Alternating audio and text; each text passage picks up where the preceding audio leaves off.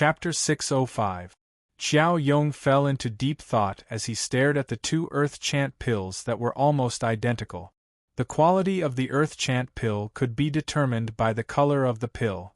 The darker the color, the better the quality. Compared to the two pills in front of them, it was obvious that the warm red one was slightly darker. Xiao Yong did not speak. He frowned and thought to himself. Yuda, Zhu Tong, and Wen Hong were also shocked by what they saw. In reality, when Chu Han asked Wen Hong to compete with Xiao Yong, they were not confident. After all, they were all taught by Xiao Yong. However, the quality of Wen Hong's pill was better than Xiao Yong's. Everyone knew that Xiao Yong did not give his all. However, Wen Hong was only a grade 9 high-level inscription master, while the Earth Chant pill was a spirit-level pill. It was impossible for Wen Hong to refine the Earth Chant pill herself. However, not only did she do it, she even beat Xiao Yong. President, Chu Han said that you can ask for the pill formula to be examined, Wen Hong said softly. Xiao Yong shrank back and frowned.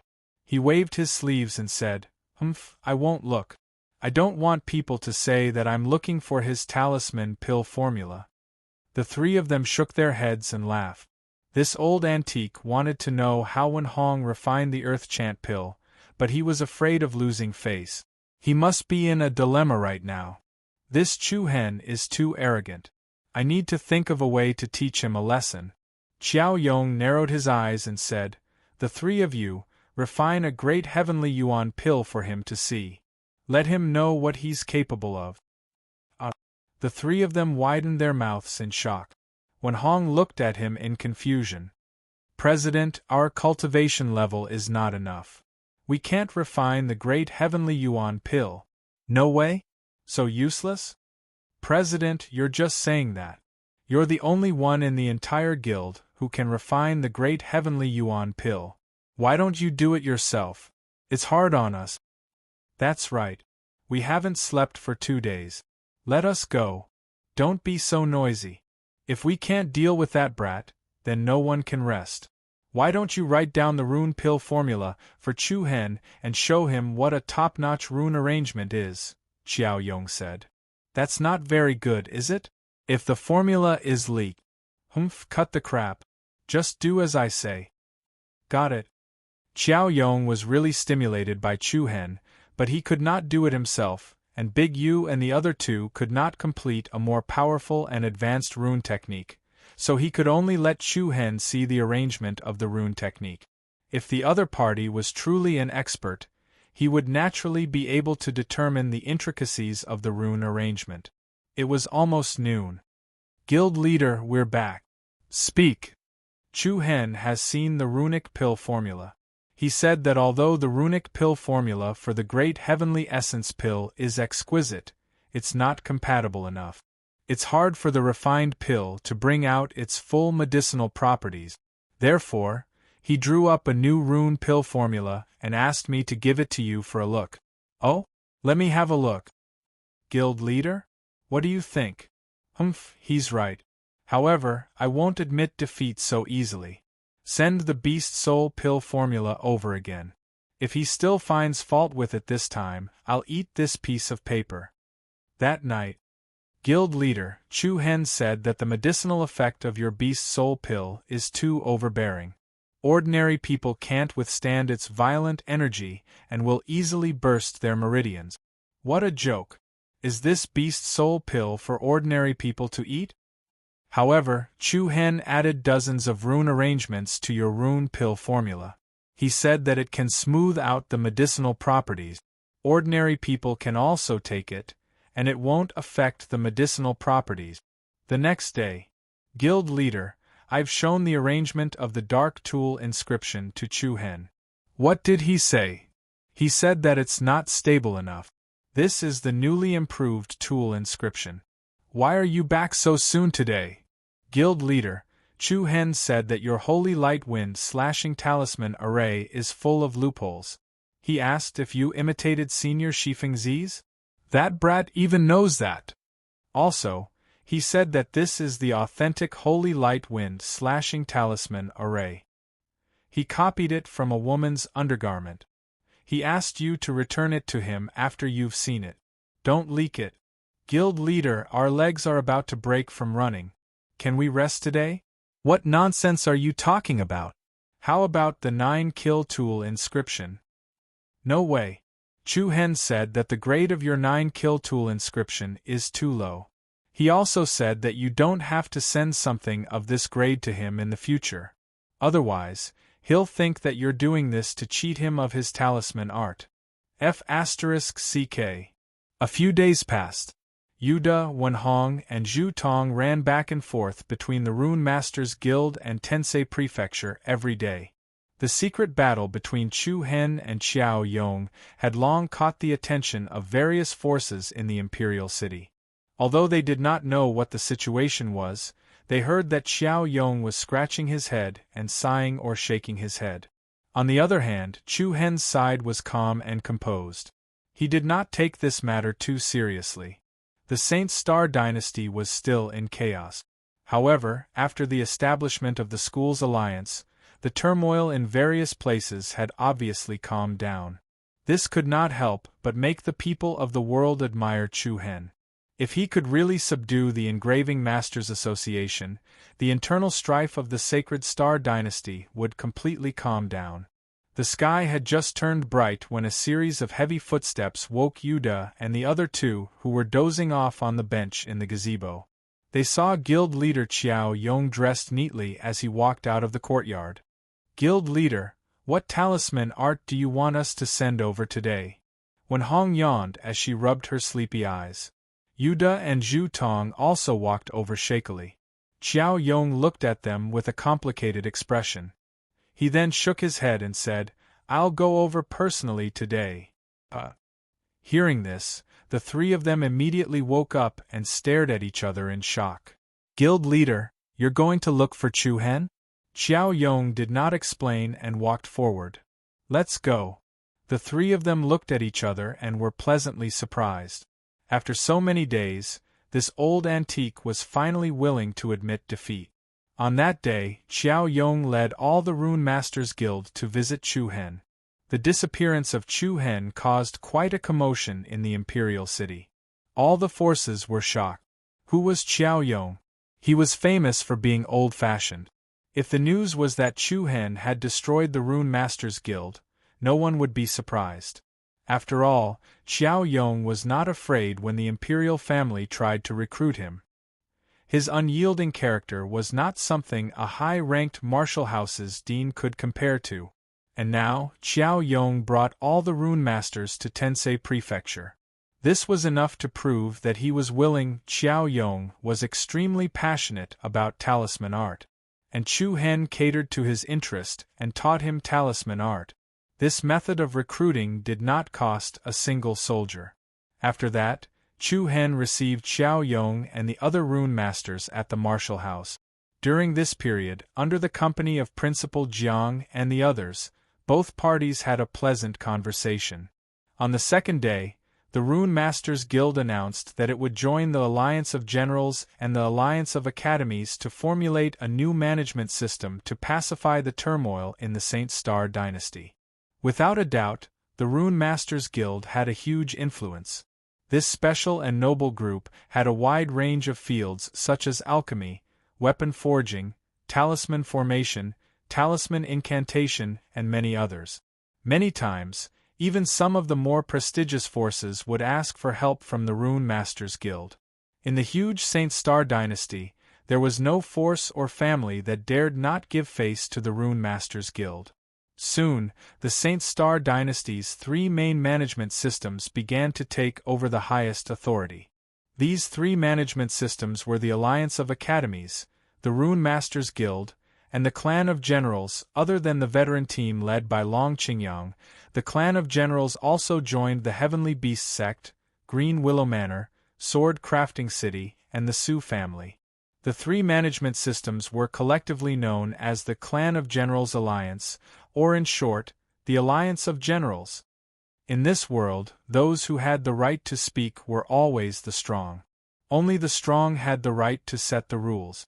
The appearance of the Alliance of Generals quickly calmed down the chaos in the Saint Star dynasty, and the internal troubles in the major regions were suppressed. A few days later, the Boulder dynasty and the Windy Fog dynasty announced to the world that they had agreed to form an alliance with the Alliance of Generals. With the support of these two dynasties, the external troubles of the Saint Star dynasty were quietly resolved. Internal troubles and external aggression. Almost effortlessly, they were easily resolved by Chu Hen. The royal family was gone, and the era of the Alliance of Generals had arrived. Time flowed like water, never to be looked back. In the blink of an eye, 2 months had passed since the battle between Chu Hen and the imperial ancestor. In these 2 months, the Saint Star dynasty could be said to have undergone earth-shattering changes. Many of the destroyed buildings in the capital were refurbished, and the palace was renovated to become the headquarters of the Alliance of Generals. The Alliance of Academies and the Rune Masters Guild had also taken over most of the management. With the internal and external troubles quelled, the capital once again became lively and bustling. The various feudal vassals of the dynasty all expressed their willingness to hand over their power to the Alliance of Generals. However, the Alliance of Generals did not centralize power, and instead let the feudal vassals and ministers manage their own regions. As for the many generals who held military power, most of them stayed in their original positions. Among them, there were also some old generals from the previous dynasty who chose to retire. Especially the great general of Shihai, who refused to surrender no matter what.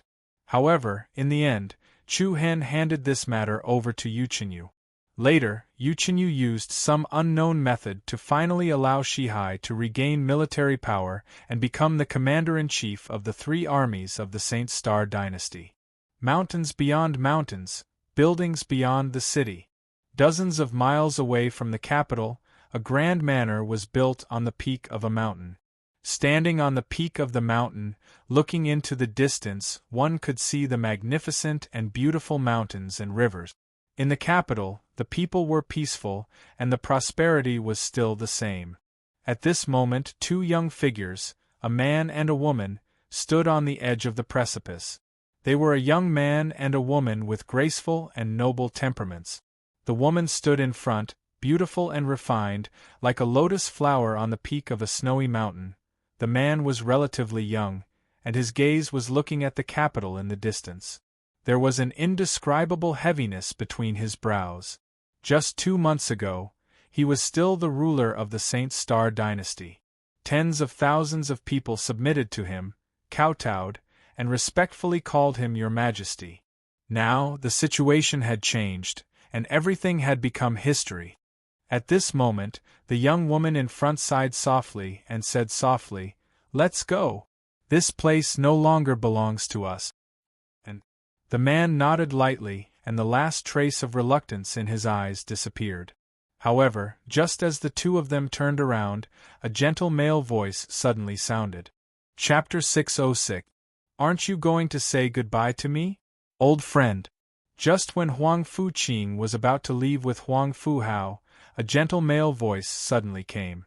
Then, a slightly hurried gust of wind swept over, and a slender young figure appeared on the edge of the cliff.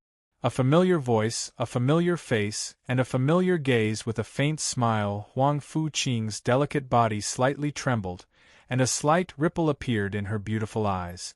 Looking at the young man who suddenly appeared, Huang Fuqing was at a loss of what to do. "You?" Chu Hen smiled. "I already knew that you have been living here for the past 2 months. Really?" Huang Fuqing's expression was a little complicated. Huang Fuhao, who was behind her, said, "Royal sister, I will wait for you over there." After saying that, Huang Fuhao looked at Chu Hen deeply, and then left the place alone. A light breeze blew by, lifting Chu Hen's clothes and Huang Fuqing's beautiful long hair. Chu Hen walked closer to her, his gentle gaze fixated on her peerless beauty that could topple cities. "Do you still hate me?" Huang Fuqing shook her head, and her red lips slightly opened. "I don't know." "You don't know? Why? Then it is because I hate you." Chu Hen smiled. "Can I call you Xiaqing?" This was the name that Huang Fuqing said when they first met. It was not a lie, because her mother's surname was Xia. Yes. Xia Qing nodded and responded softly. Why did you stay for so long before you want to leave? I am a little worried, Xia Qing answered. Chu Hen nodded slightly. No matter what, the Huangfu family had controlled the imperial power for hundreds of years. Even if the imperial power was gone, it would still be more or less tied to the country. Especially when the imperial family was gone, the Sacred Star dynasty would definitely face internal and external troubles. Although it was no longer her business, she still wanted to see how Chu Hen would deal with these serious changes. Unexpectedly, Chu Hen only used 2 months to make the Saint Star Empire return to a stable state. This freed Xia Qing and Huangfu Hao's last shred of connection, so they planned to leave. You've done well. You're more suited for power than the Huangfu family, Xia Qing said softly. Chu Hen raised his eyebrows and shook his head. No, this is all I've done. I'll be leaving the 100 Empires very soon. Where to? Where are you going? Chu Hen asked. Xia Qing shook her head, as if she didn't want to tell him, or maybe she herself didn't know where to go next. Chu Hen hesitated for a moment and said abruptly, Will we meet again in the future? Most likely not, Xia Qing replied. Her voice was filled with determination, but there was a hint of dryness in it. She didn't know how to face Chu Hen. She didn't know how to face the man who made her heart move for the first time, but destroyed her imperial family. Chu Hen let out a sigh of relief and said softly, I wish you well. Can I lean on your shoulder? Xia Qing made such a request. Chu Hen didn't refuse. He gently pulled her into his arms and let her head lean on his shoulder. This was the second time. She remembered the last time, before the Heaven List battle during the 6 Empires competition. In the maple forest of Tensei Prefecture, the two of them sat on a maple tree. She leaned on Chu Hen's shoulder and fell asleep. That time, she felt that she had a very comfortable sleep. She felt a little satisfied. Xia Qing gently leaned on Chu Hen's chest and felt his steady aura. She closed her beautiful eyes unconsciously and a trace of mist gradually seeped into her long eyelashes. Even though the man in front of her had personally destroyed her family, she couldn't hate him. Similarly, she didn't dare to love. The moment she leaned into Chu Hen's arms, her heart was filled with relief. It was like a lonely boat that had drifted for countless years in the vast ocean and finally reached a harbor. Even though Xia Qing was the empire's princess and regent, she didn't have a good life. But she didn't have the right to choose, even today. Back then, she witnessed Chu Hen escape from the Sacred Star Empire and couldn't do anything to help him. Only she knew the pain in her heart. In these 2 years, she couldn't stop thinking about the scene of the two of them reuniting. But she didn't expect that Chu Hen would reappear in the imperial capital in such a manner. Who could break free from the cycle of karma? She didn't hate Chu Hen. She hated that she was born in the imperial family and had no choice. Chu Hen hugged her in his arms and his heart ached. He caressed her long, soft hair and murmured, I'm sorry. It's okay. Xia Qing raised her head and revealed a charming smile. She was already satisfied to be able to lean on his shoulder again. If I don't see you again, I wish you good morning, good afternoon, and good night. After she finished speaking, Xia Qing lightly tiptoed, and her soft cherry lips touched Chu Hen's lips. It was like a shallow ripple appearing on a calm water surface. The breeze was undulating and the heartstrings were stirred. Chu Hen was immediately stunned as he looked at the other party in astonishment. Then, Xia Qing quickly withdrew and left. Goodbye, never again. I wish you all the best. After saying that, Xia Qing turned and left in a hurry. She left with a smile, like a blooming peony. It was a different kind of moving. However, Chu Hen could clearly see the sparkling and translucent moisture at the corner of her eyes. Chu Hen stared blankly as she disappeared on the way down the mountain. He watched the two figures go further and further away. The scenes of the past surged into his mind like a tide. From the first time they met, to the silent farewell, Xia Qing's voice and smile occupied Chu Hen's mind. The two met for the first time in the demonic Beast Mountain range. I didn't expect a Beast King to be so difficult to deal with. I was too careless. So you knew it was a Beast King? Yes. I thought you didn't know. You're really brave. You haven't even reached the elemental connection realm, but you're already charging towards a Beast King. I guess you're the first in the Sacred Star Dynasty. There was a hint of a smile in her gentle voice. Chu Hen replied snappily. Just take it as me being meddlesome. Hee, are you angry? I'm joking.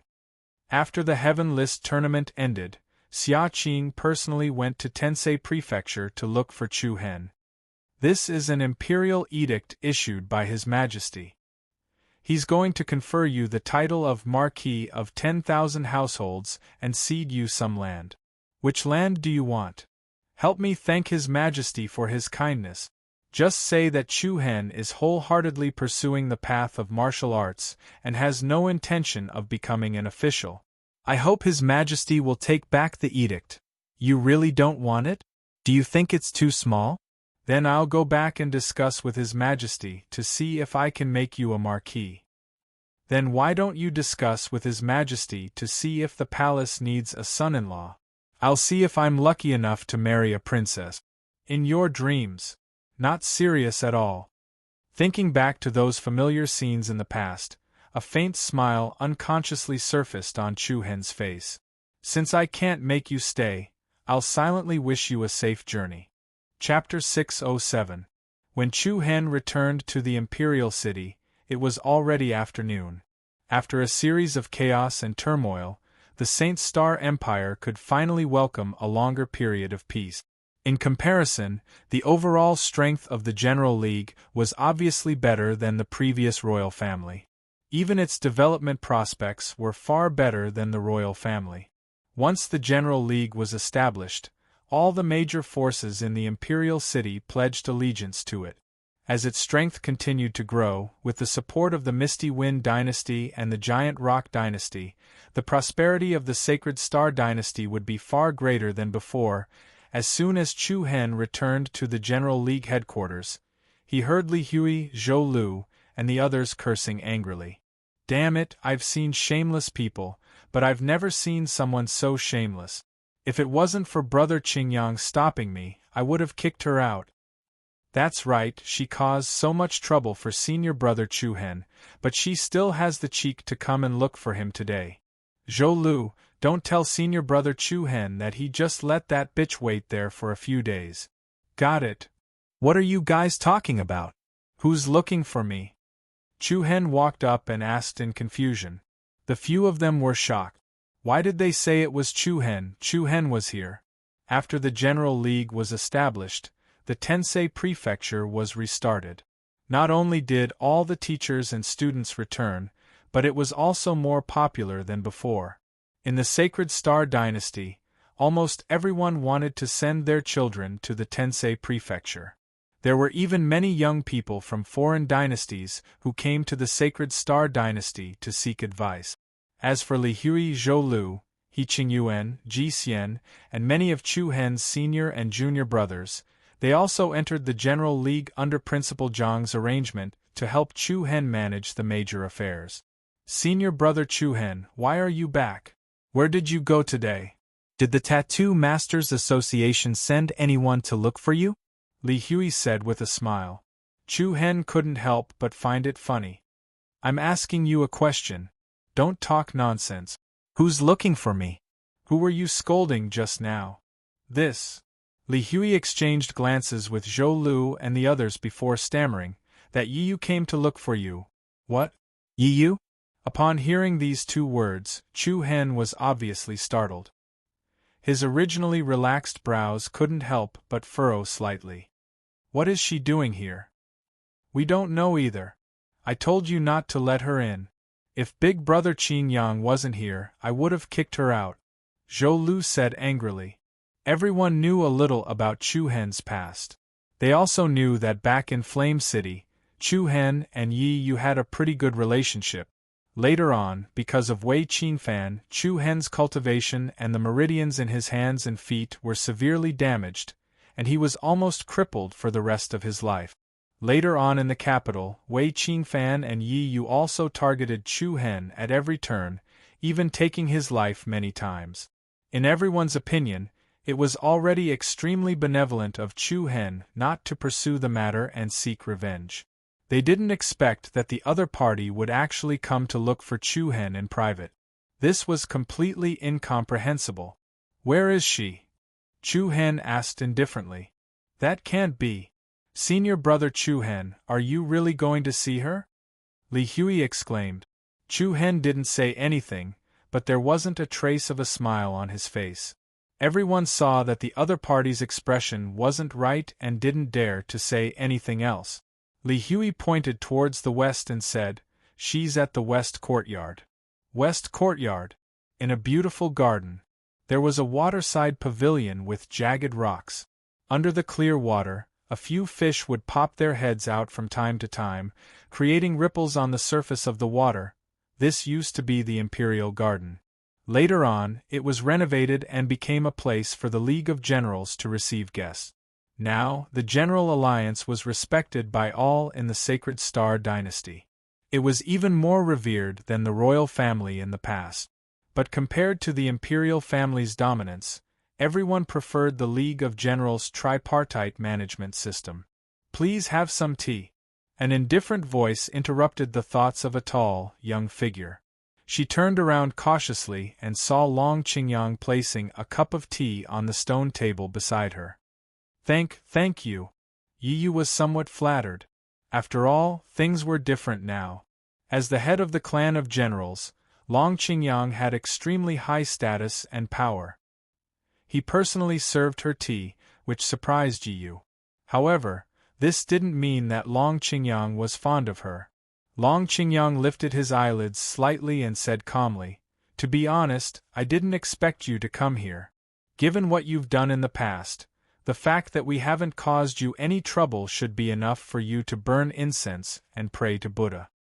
Yi Yu clenched her fists and bit her lip, wishing that the ground would open up and hide. "I'm sorry, I shouldn't have come. Why are you looking for third brother? I can't guarantee that he won't see you. If you have something to say, I can help you pass on the message, but the premise is that what you want to say is worth telling him." Long Qingyang's attitude was clear. What he meant was that they could let bygones be bygones. If there's nothing important, you can leave now. Long Qingyang was being very polite. Based on what Yi Yu had done to Chu Hen in the past, it wouldn't be too much to kill her. Yi Yu's face was so red that it looked as if it was going to bleed. She deeply regretted coming here. She should have known that she would be asking for trouble by coming here. Just at this moment, the sound of steady footsteps came from afar. Long Qingyang and Yi Yu looked over and saw Chu Hen calmly appear at the entrance of the garden. "Third brother, you're back so soon?" Long Qingyang was a little surprised.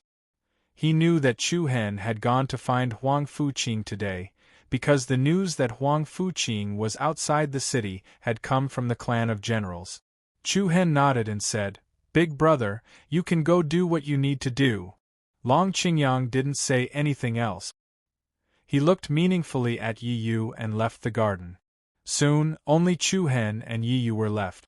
Compared to before, Yi Yu felt even more uneasy.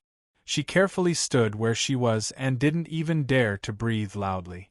She was filled with fear of Chu Hen. Chu Hen looked at her coldly. "You must hate me, right?" Yi Yu's expression changed and she became even more nervous.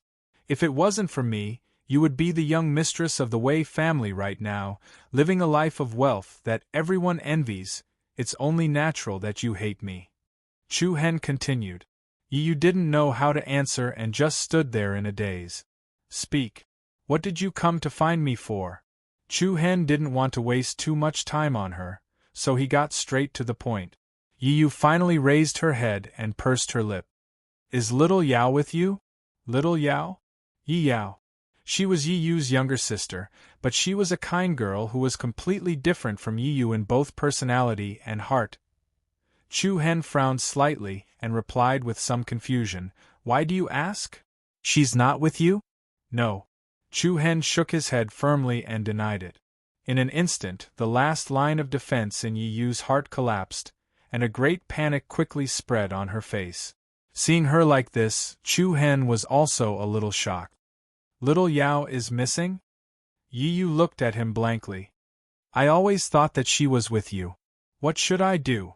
What should I do? When did she disappear? 2 years ago, the day you left the Sacred Star Dynasty. Yi Yu's voice was a little shaky as she told Chu Hen what happened that day. Because Chu Hen killed Wei Qingfan, he was chased by the whole city. In Tifeng Province. Sister, let me out. I want to find Big Brother Chu Hen. The table, chairs, and teacups in the room were all smashed by her. She had been crying and throwing a tantrum for the past few days.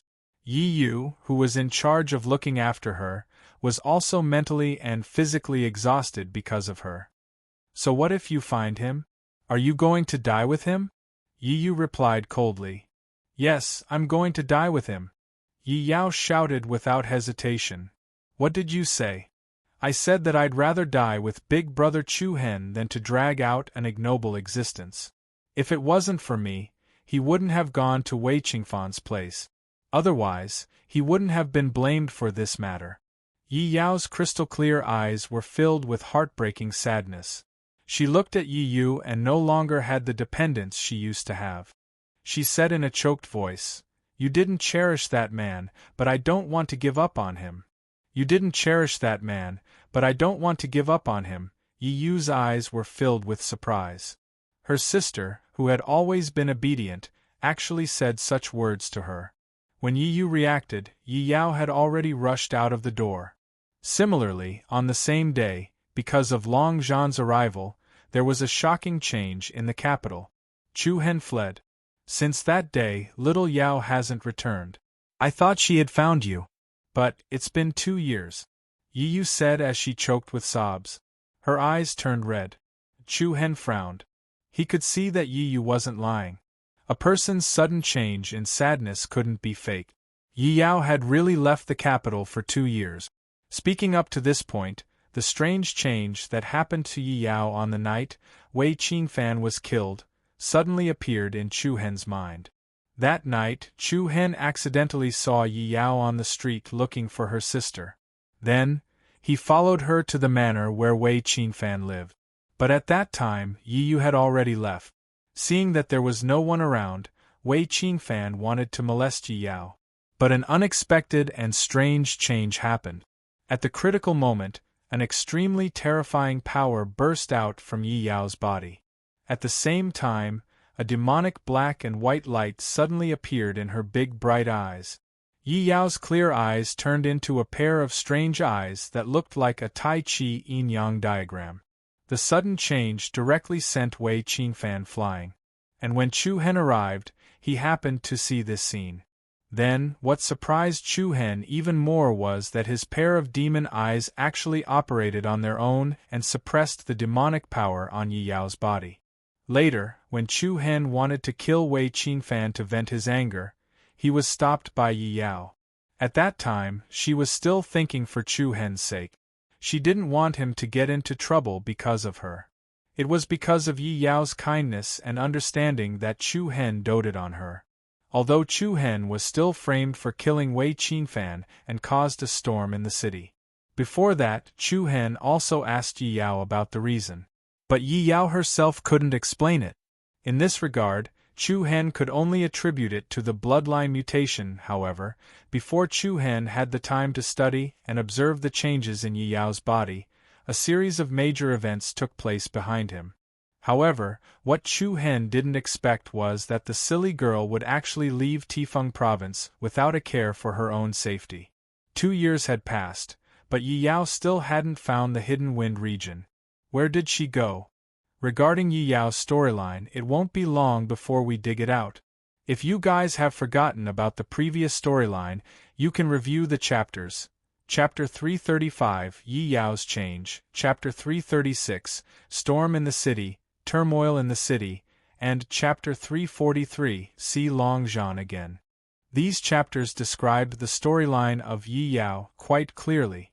In addition, The storyline of Seven Souls Ancient Country and the 7-Star Soul Pearls will also gradually become clear. Brothers, you can review the chapters. Chapter 285, Dubhi Star Soul Envoy, Chapter 286, Conditions, and Chapter 287, Collect the Dubhi Star Soul Pearls. Chapter 608. Back when Chu Hen was being hunted down in the Saint Star Dynasty, Yi Yao had already left the imperial city on her own. Now, more than 2 years had passed, but there was no news from her. Since she couldn't find Chu Hen, where did she go? After listening to Yi Yu's narration, Chu Hen's heart couldn't help but surge with many waves. This silly girl. Chu Hen felt helpless, but he was touched. When he recalled the strange incident that happened to Yi Yao on the night Wei Qing Fan was killed, Chu Hen could not help but worry if she had been living normally for the past 2 years.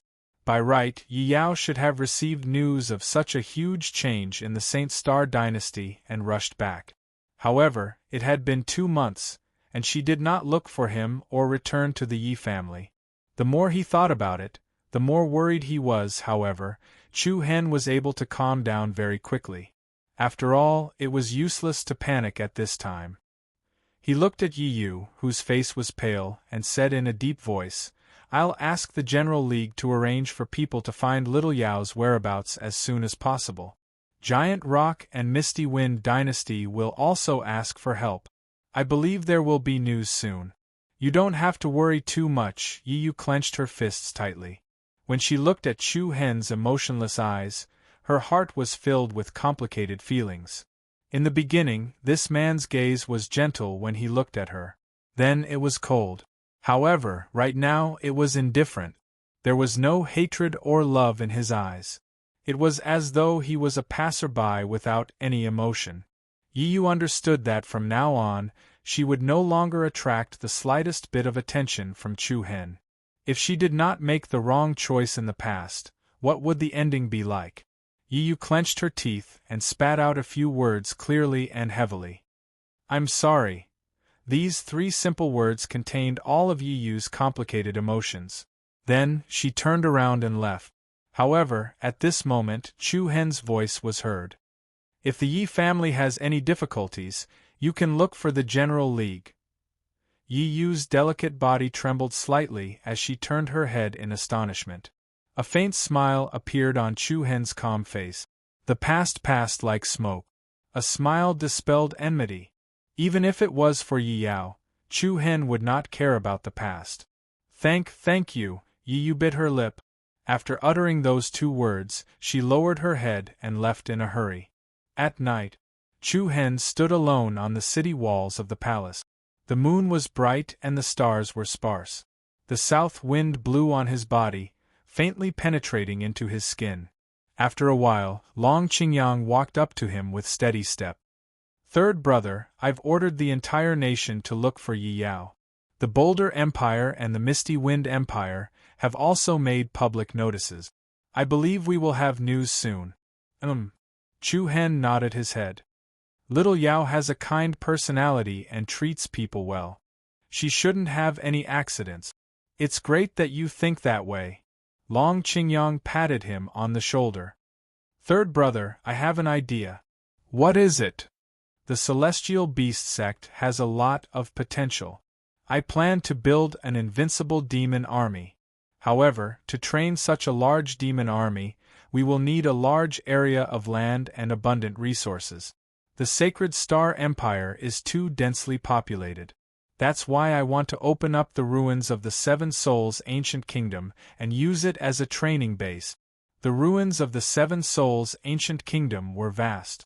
Although most of the resources had been taken by the other empires after the fall of the kingdom, it was still a great choice to use it as a training base. Long Qingyang was smart to come up with this idea. However, Chu Hen was a little hesitant.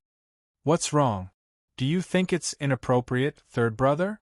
Long Qingyang asked. Chu Hen shook his head and then said, "Big brother, do you know how I obtained my Dubhi Star Soul Pearl?" Long Qingyang was slightly stunned and puzzled. During the 6 Nations struggle, the Heaven List battle, The geniuses of the 6 nations gathered at the ruins of the 7 Souls' ancient kingdom. In the end, we went to the 7-star temple.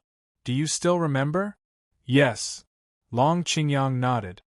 The 7-star temple is where the 7 Souls' ancient kingdom's national treasure, the 7-star soul orb, the 7-star soul pearl, contained immense power and could summon the power of the stars. An ordinary place would not be able to contain such a sacred item. Therefore, the 7 Souls' ancient kingdom's almighty beings spent a few decades to set up the vast starry universe spying formation. The Great Starry Spying Formation was said to be connected to the power of the 9 heavenly stars. While it contained the 7-star soul pearls, it also absorbed the power of the stars to strengthen the star soul pearl. The powerhouses of the 7 Souls' ancient kingdom had spent a lot of effort to ensure that the dynasty would prosper forever, but they never expected that their descendants would not be able to keep their dream alive. After that, we entered the Great Starry Spying Formation together, Long Qingyang said. Long Qingyang said.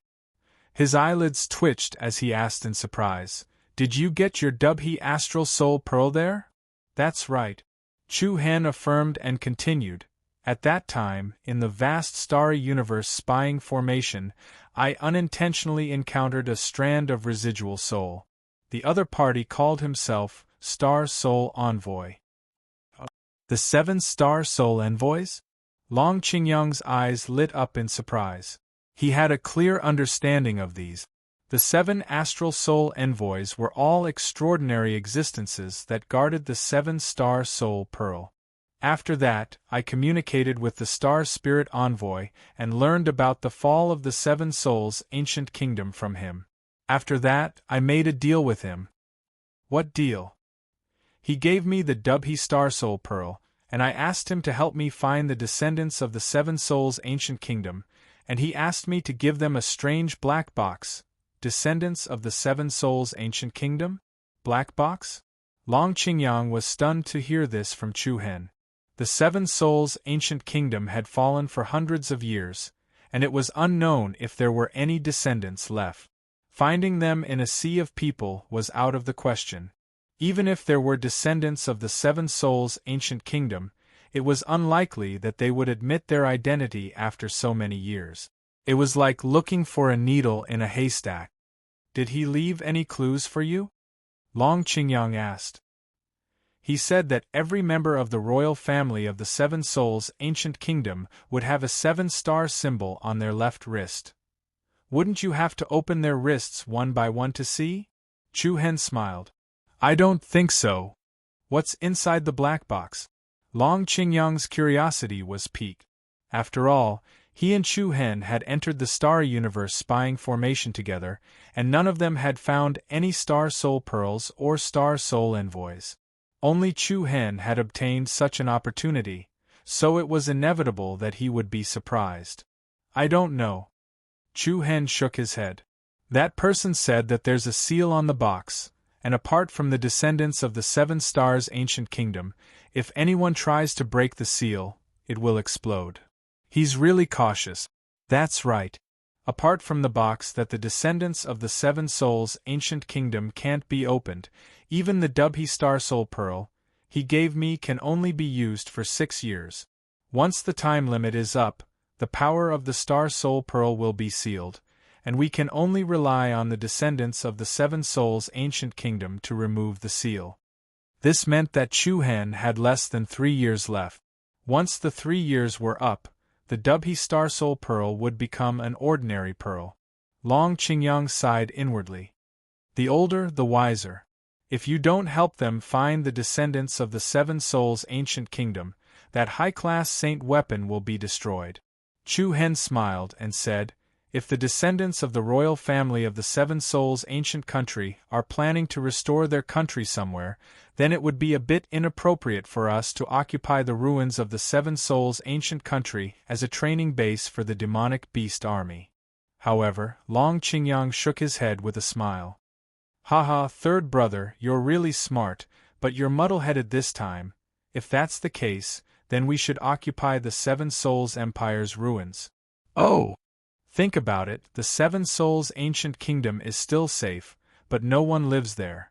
If we can restore the Seven Souls' ancient kingdom to its former glory, as citizens of the Seven Souls' ancient kingdom, shouldn't we go back and have a look? And the more descendants of the Seven Souls' ancient kingdom that return, the higher the chance of us finding the descendants of the Seven Souls' ancient kingdom.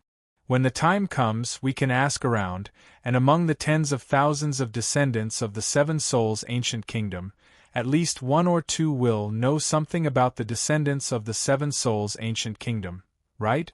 That's right. Chu Hen's eyes lit up in delight. Big brother, you're really smart, haha. When the time comes to find the descendants of the Seven Souls' ancient kingdom, then we'll decide based on the situation. If they have the ability to gather their troops to revive their kingdom, then I'll just return the Seven Souls' ancient kingdom's territory to them. But if they don't have the ability, then the Alliance will continue to manage it. As for you, completing the mission given to you by the Star Spirit Envoy will be enough. Long Qingyang explained. Chu Hen nodded his head and patted his shoulder. Haha, big bro, you really are a leader. Why don't you consider becoming a king and becoming an emperor?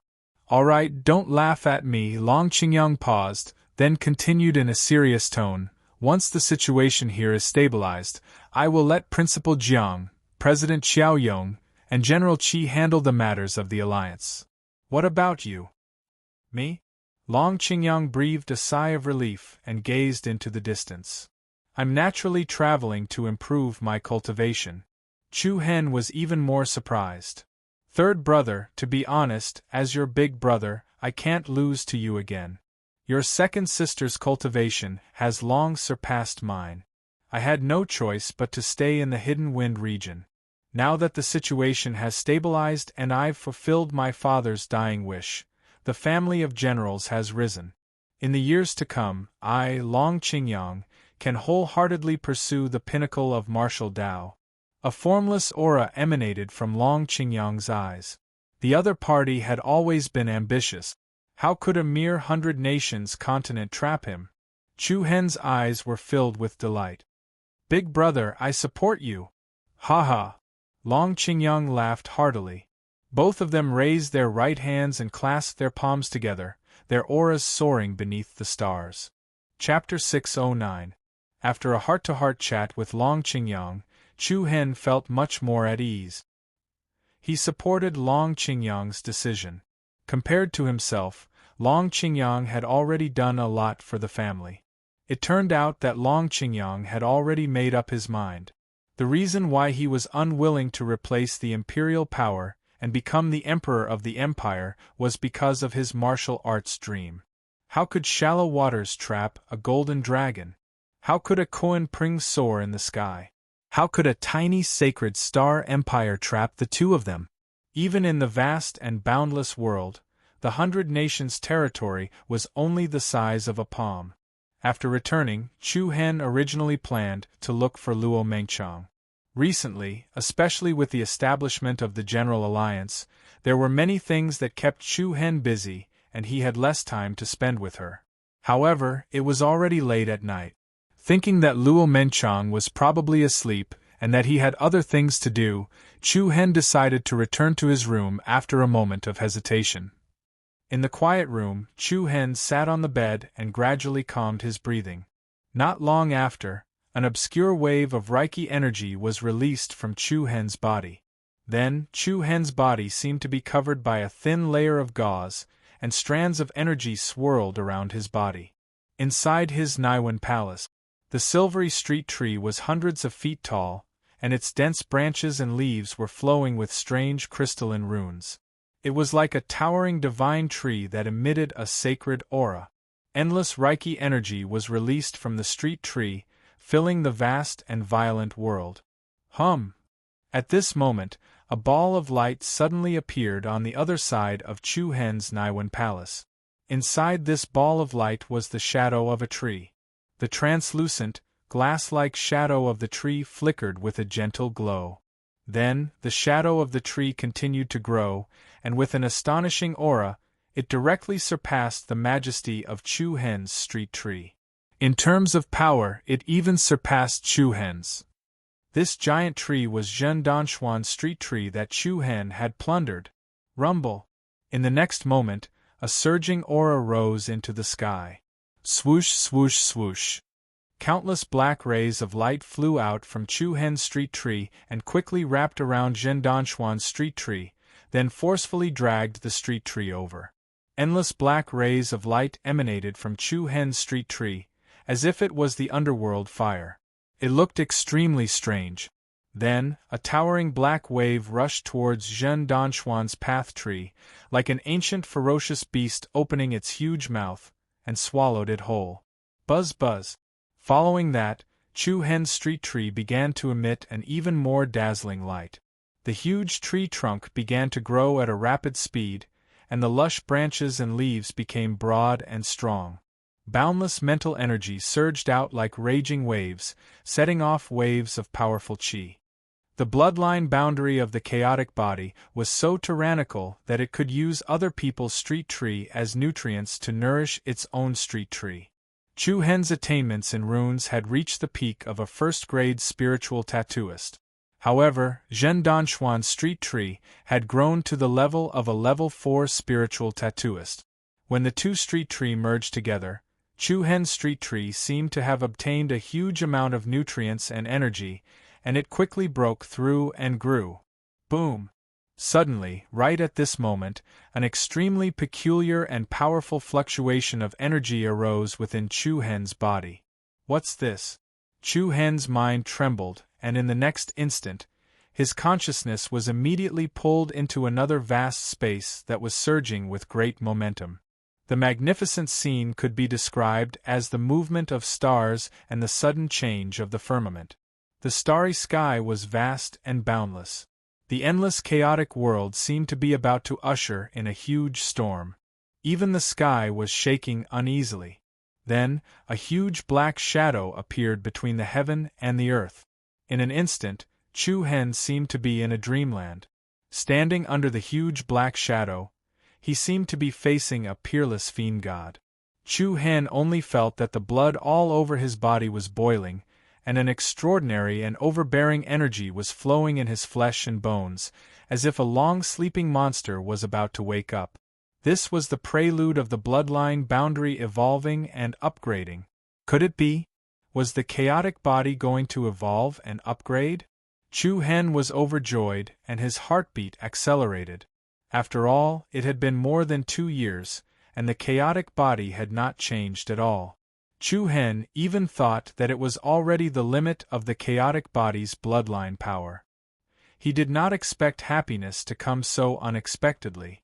However, just as the aura of the fiend god became more and more powerful, it suddenly took a sharp turn, as if it did not have enough energy, and immediately fell from the sky to the bottom of the valley. Buzz buzz. Then, the bloodline power in Chu Hen's body gradually calmed down, and the restless aura also became stable. The evolution failed. Phew! Chu Hen opened his eyes and let out a long breath. There was a hint of disappointment on his face. Was the opportunity not enough? Or was the power not enough? Chu Hen fell into deep thought.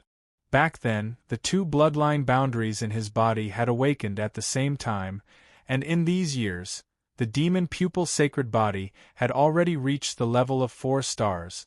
But the chaotic body had only evolved once. Could it be that the difficulty of upgrading the chaotic body was even greater than the demon pupil sacred body? What kind of bloodline boundary is this? And why do I have 2 such powerful bloodlines at the same time? After thinking about it for a while, Chu Hen could only suppress these questions in the bottom of his heart. He felt the street tree in his mud-pill palace, which had grown to more than 300 meters, and could not help but smile. Although the chaotic body could not evolve successfully, his realm of Reiki energy had been greatly improved. When he completely refined Zhen Danshuan's street tree, it would not be a big problem for him to break through to the level 4 spiritual tattooist. This kind of devouring and plundering other people's street tree as nutrients was fast, but it could not be used frequently. Chu Hen was also very clear that other people's power belonged to other people after all. If he swallowed too much, it would easily cause the Reiki energy to be too mottled and not pure enough. In the end, it would affect the growth quality of his street tree. Chu Hen calmed his inner emotions and looked out of the window. It was still drowsy outside. It would be dawn in about an hour.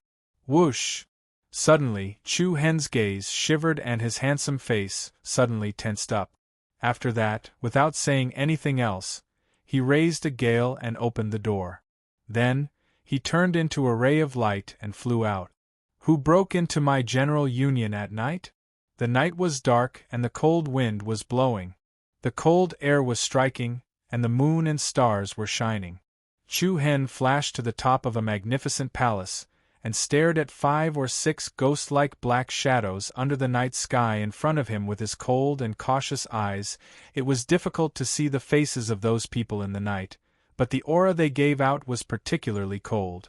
Separated by 2 miles, Chu Hen could still feel the fierce wolf-like gazes of the people on the street. Hey hey! Accompanied by a strange sneer, the few of them actually turned into a series of afterimages, turned around, and left. Chu Hen furrowed his brows slightly. His figure immediately moved, drawing a bright beam of light in the void, and rapidly scurried away. Humph, everyone, since you're here, why don't you sit down and have a cup of tea before leaving?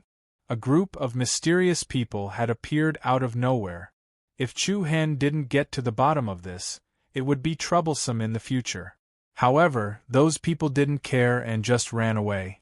Not long after, Chu Hen followed the group of people and came to a wide street in the imperial city. At this time, the street was empty, and the cold wind blew the fallen leaves and sand on the ground. Whoosh! Chu Hen landed on the ground, and his starry eyes scanned the empty surroundings. Humph! What business do you have by leading me here? Whoosh! As soon as he finished speaking, there was a rush of wind, and on the roofs of the buildings on both sides of the street, a biting cold figure swept over. Everyone surrounded Chu Hen, like a pack of wolves waiting for a tiger, and the atmosphere was tense. Then, the sound of heavy footsteps came from the night in front of him, and a thick smell of blood and murderous aura rushed over.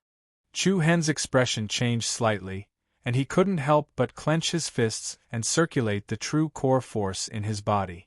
Hee, I haven't seen you for a few months, how have you been? The eerie laughter made one's scalp go numb. Chu Hen's pupils shrank, and the seriousness in his eyes deepened. It's you? Hee, it's rare that you still remember me. You really made it easy for me to find you, huh? Stinking brat. Accompanied by the strange laughter, the person stopped in his tracks and revealed a skinny and sinister face. This person was none other than the Shura sect's law enforcement elder, Yu Sha. During the Sword Law Grand Meet, Yu Sha had led the Shura sect's team to the Heavenly Sword Pavilion. Chu Hen had quite an impression of this law enforcement elder, who exuded a murderous and ruthless aura. Those who come have bad intentions, and those who have good intentions don't come. A sense of caution rose in Chu Hen's heart. Congratulations on successfully attracting the attention of our refiner sect leader. You should feel honored that this elder has come to find you personally. Yu Sha's slightly sunken eyes flickered with a dark green light. Chu Hen's expression did not change as he smiled and said, It's an honor, an honor. It's rare for everyone to still remember me, I'm truly honored. Humph, you're still smiling so cheekily when you're about to die. Foolish. Chu Hen raised his brows and replied with interest, If you wanted to kill me, you could have done it at the General League just now. Why did you have to lure me here?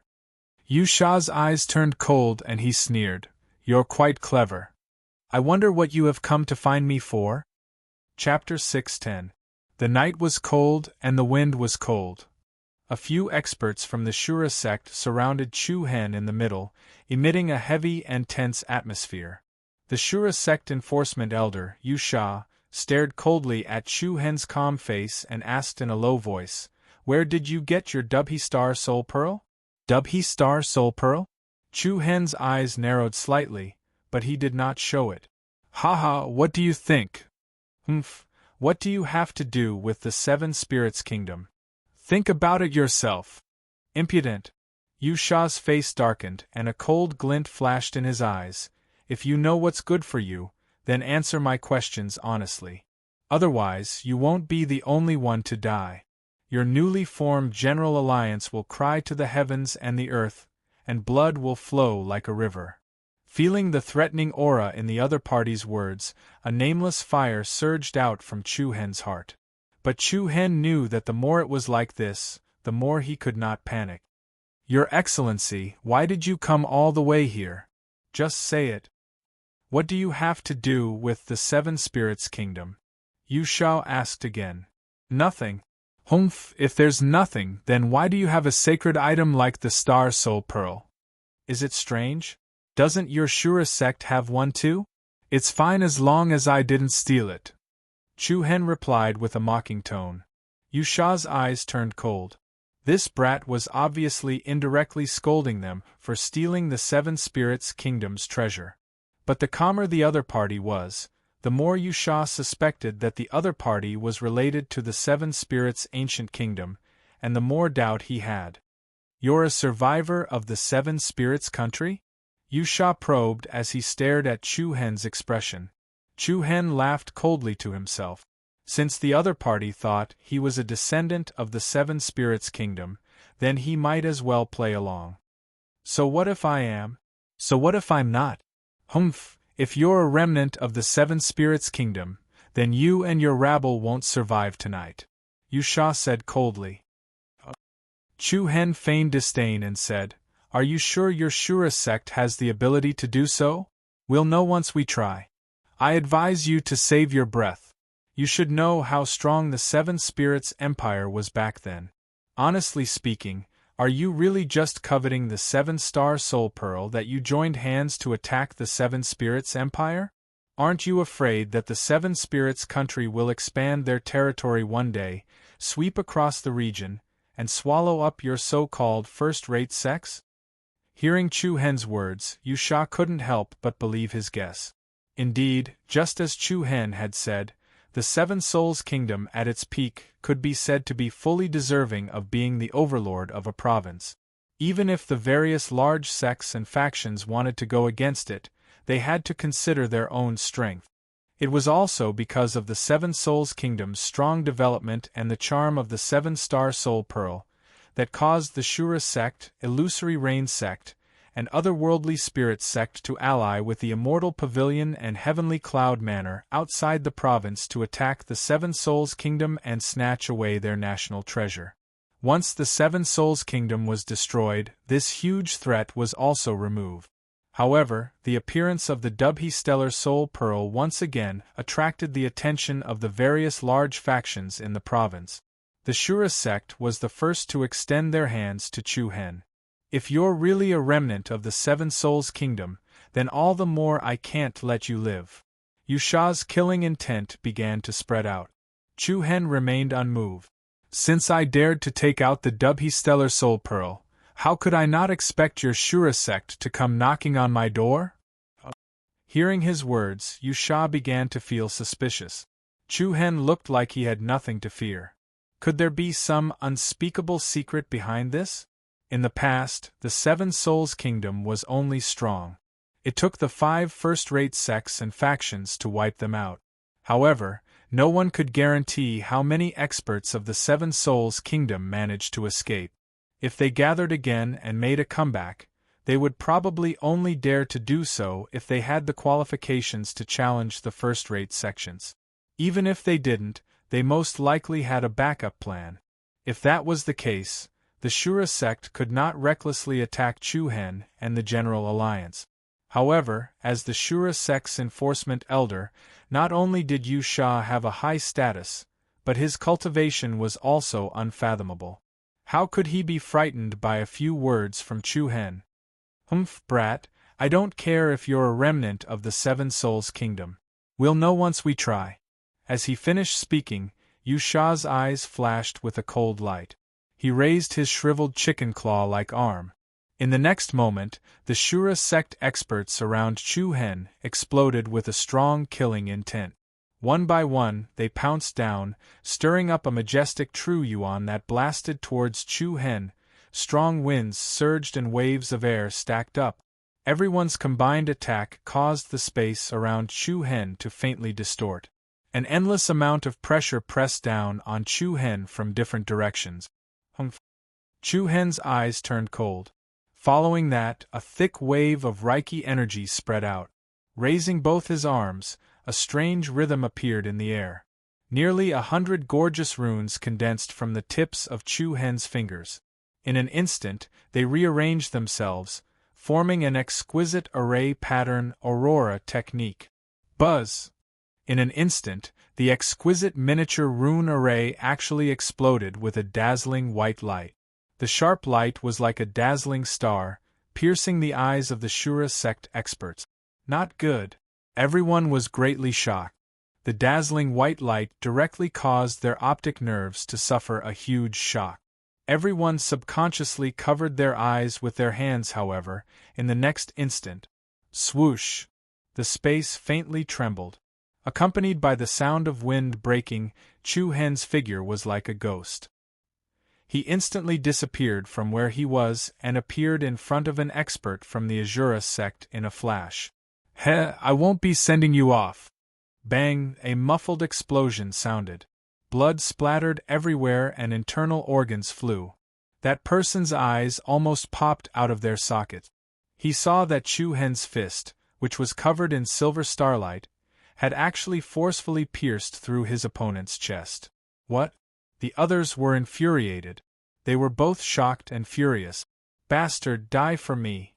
The person closest to Chu Hen hurriedly struck out with his palm. Boundless palm energy attacked like a storm, destroying mountains and splitting the earth, shaking in all directions. Bang! A muffled sound rang in the air. That person's terrifying palm energy only hit air, hitting a wisp of afterimage. Too slow.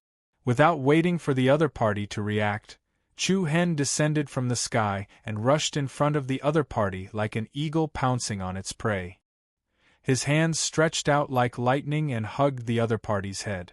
Crack! The sound of a neck bone breaking was extremely ear-piercing. Chu Hen exerted force in his arms and broke that person's neck. The other party fell to the ground like a pile of mud. His eyes were wide open, and he died with a remaining grievance. In an instant, he consecutively killed 2 people. Chu Hen did not stop at all. He did not give the others any time to calm their minds.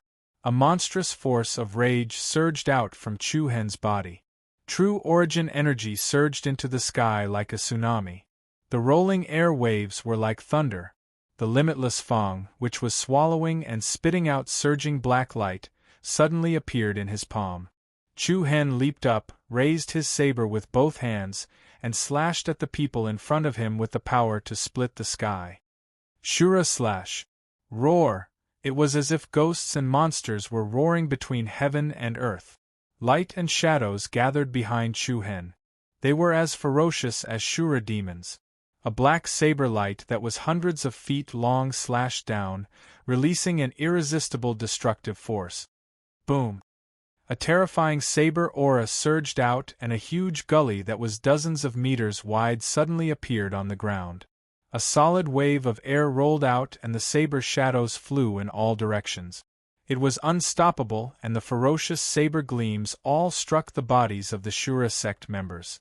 In an instant, one figure after another was sent flying, crashing heavily into the stone walls and buildings.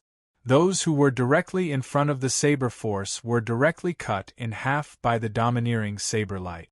They did not even have the chance to scream. The power covered the sky and the wind howled. Looking at the powerful Chu Hen, Yu Sha's face turned ashen.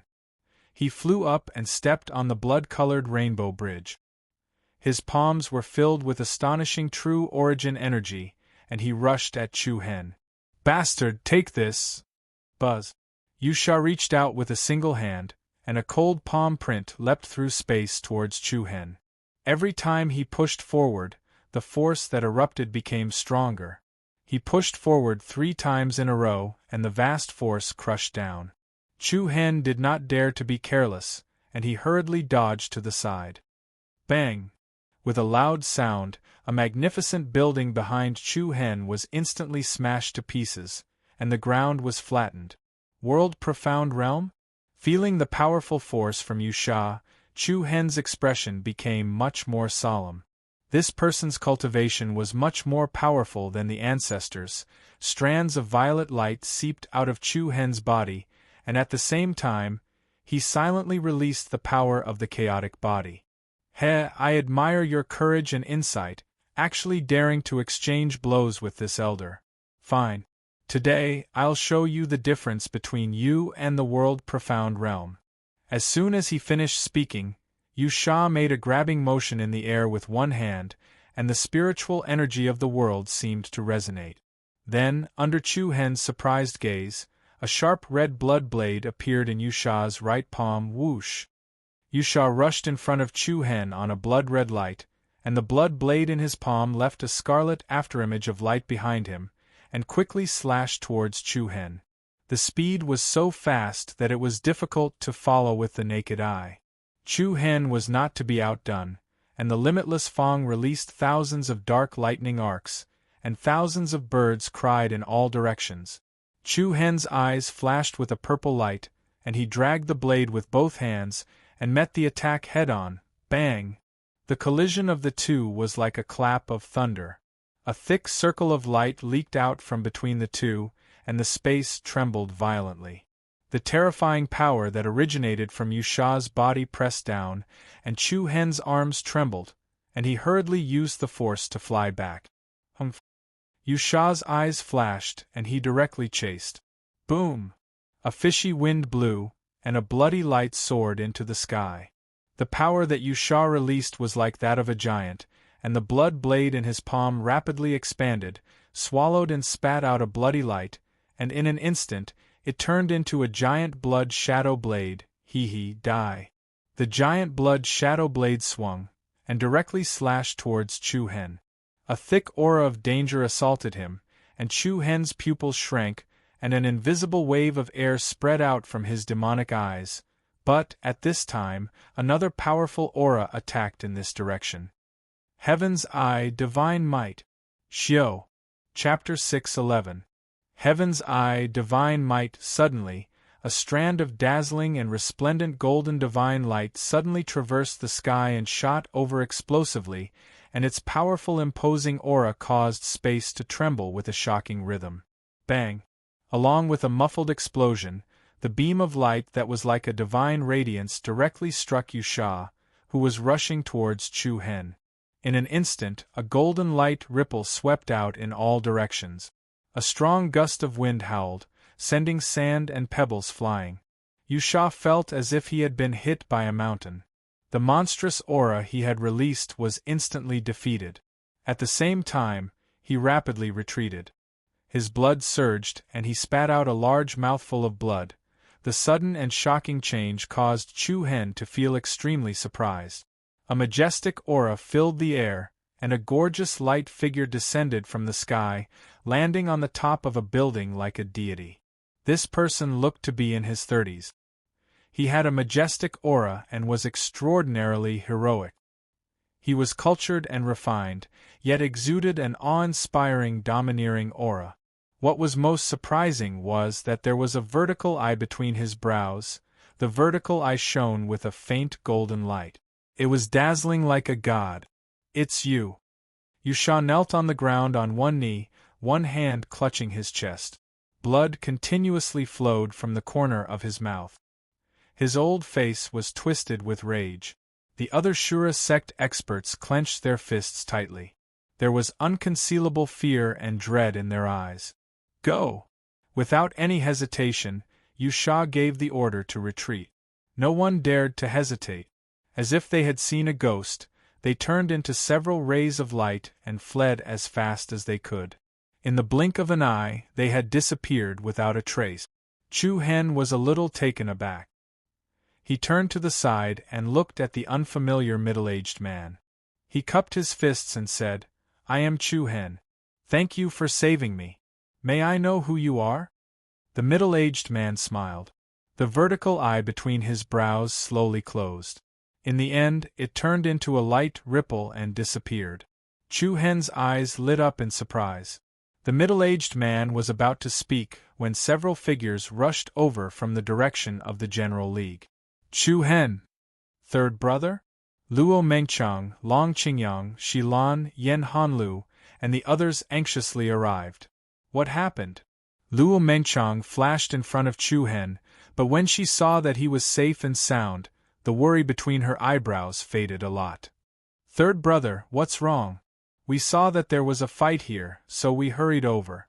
Without waiting for Chu Hen to answer their questions, Shilan and Yen Hanlu simultaneously let out cries of surprise. Lord Sect Leader! Sect Leader? Everyone here was shocked, and Chu Hen even had a surprised expression on his face. This unfamiliar man is actually the sect master of the Thousand Crane sect? No wonder Yu Sha ran away faster than a dog when he saw the other party. The middle-aged man nodded slightly at Chu Hen and the others, then said gently, My surname is Qi, and my name is a single character, Zhang. Junior Chu Hen had eyes but failed to recognize Mount Tai. Please forgive me, sect master. Chu Hen returned to his senses, then cupped his fists and bowed. Qi Zhang raised his hand and said, Although you've been in my Thousand Crane sect for some time, you've never met me. It's normal that you don't recognize me. Although the other party was the sect master, his attitude was gentle, and he didn't put on any airs of superiority. He seemed amiable and approachable. Lord Sect Master, why have you come? Yen Hanlu asked respectfully. Qi Zhang smiled and said, I should be the one asking you this, right? Ask us? Yen Hanlu was stunned. The mission I assigned to you still hasn't been completed, so I had no choice but to come personally. I just happened to run into the people of the Shura sect who were up to no good. It's quite a coincidence. Mission? Yen Hanlu couldn't help but exchange a glance with Shilan, and they immediately knew what Qi Zhang was referring to. Qi Zhang had summoned Shilan alone when he went to the Heavenly Sword Pavilion to participate in the Sword Law Festival and asked her to do her best to persuade Chu Hen to return to the Thousand Crane sect. After so long, not only did Chu Hen not return, but he also brought a group of spirit tattooists from the Thousand Crane sect to turn the province upside down. Grand Cloud City, Moon End City, and now the Sacred Star Dynasty. Qi Zhang finally couldn't sit still after the series of disturbances, so he decided to come and take a look for himself. Unexpectedly, he just happened to run into Yu Sha and the experts of the Shura sect who came to cause trouble, and he conveniently helped Chu Hen out of trouble. Not long after, the first rays of the morning sun pierced through the thick clouds and sprinkled down on the earth. In the morning, the imperial city was shrouded in a golden glow. The bustling streets began to become lively.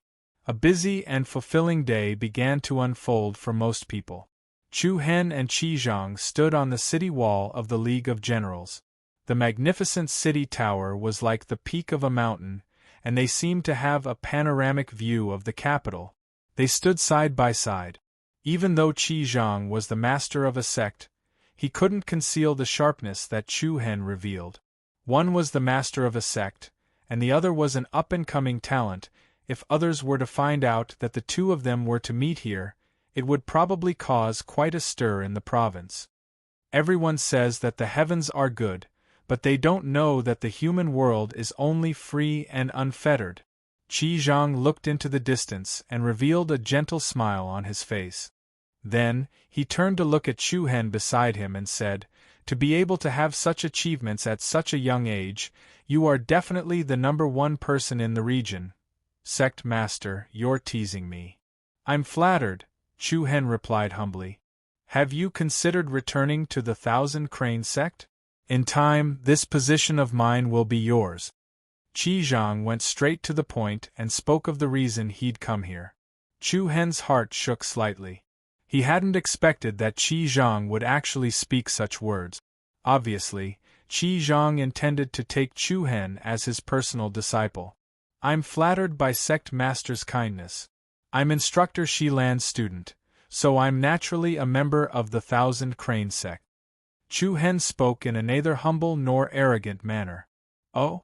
You're unwilling to return? Qi Zhang discerned what Chu Hen meant. It's not that I'm unwilling. I can stay in the Thousand Crane sect, but I can't return to the sect. Why? I'll be heading to the Eastern Victory Province in a few days, and I can't stay in the Hundred Lands. The Eastern Victory Province? Qi Zhang was slightly astonished. From the information he had on Chu Hen, there was no mention of a place like the Eastern Victory Province. What are you going there for? When can you return? Chu Hen hesitated for a moment before he said, To be honest, sect master, I've been entrusted by someone to head to the Eastern Victory Province's Mount Kunliu to take over the position of sect master. Even though it was Chu Hen's first time meeting Qi Zhang's amiable and approachable bearing gave him a rather good impression.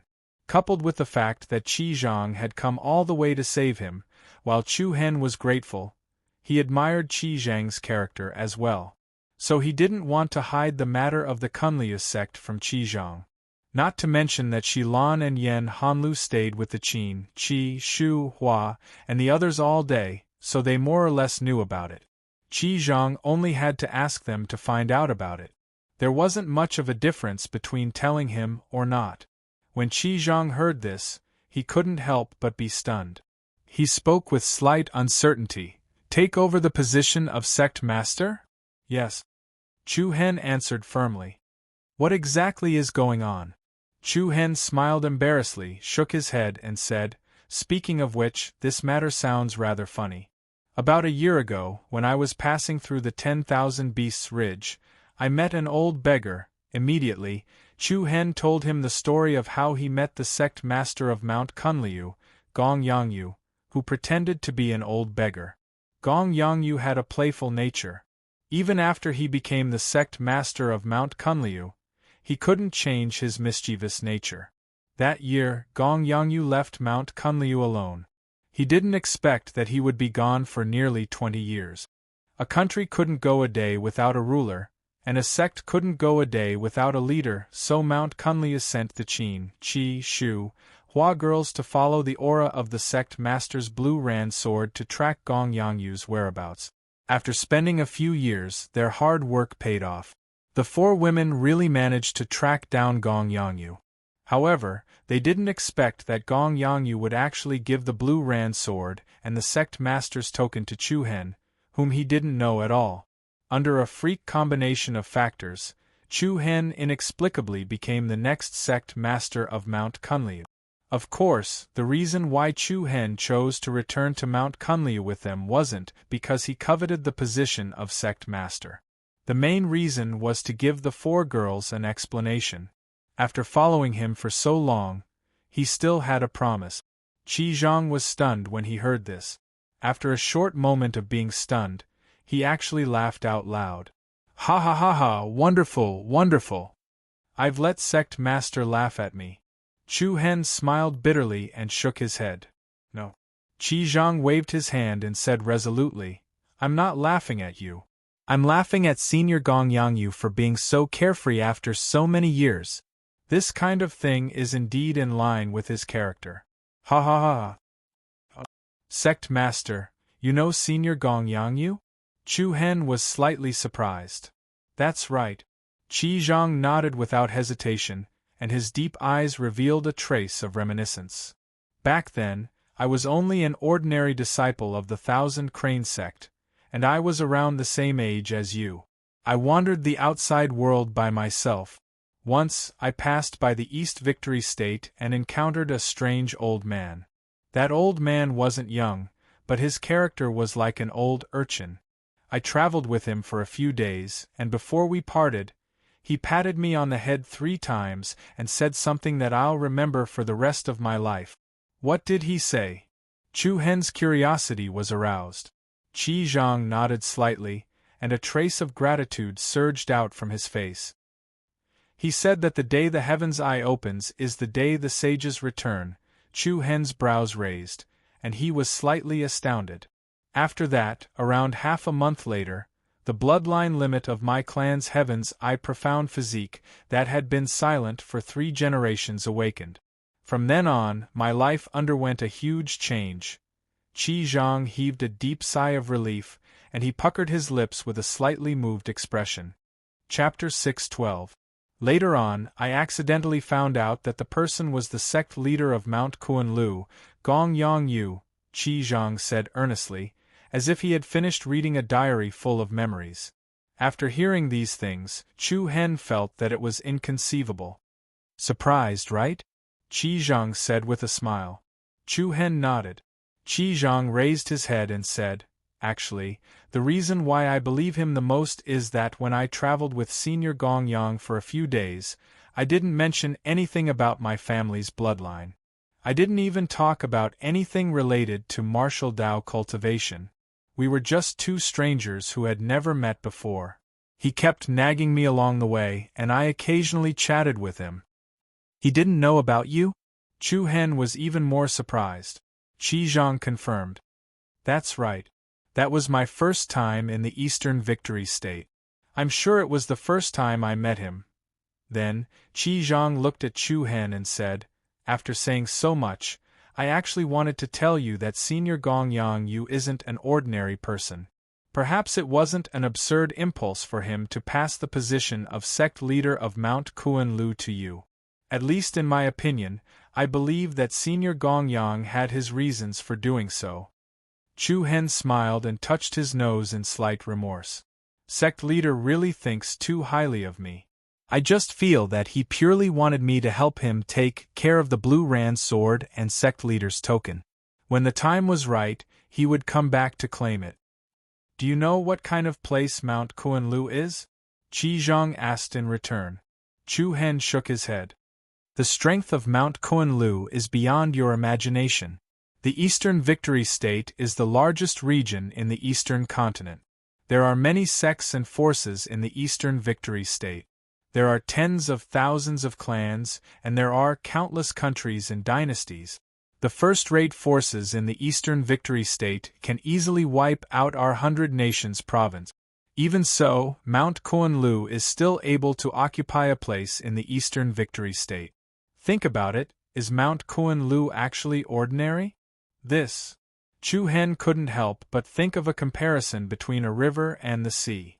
In the past, he had never asked Qin, Qi Shu, and Hua about Mount Kunlu.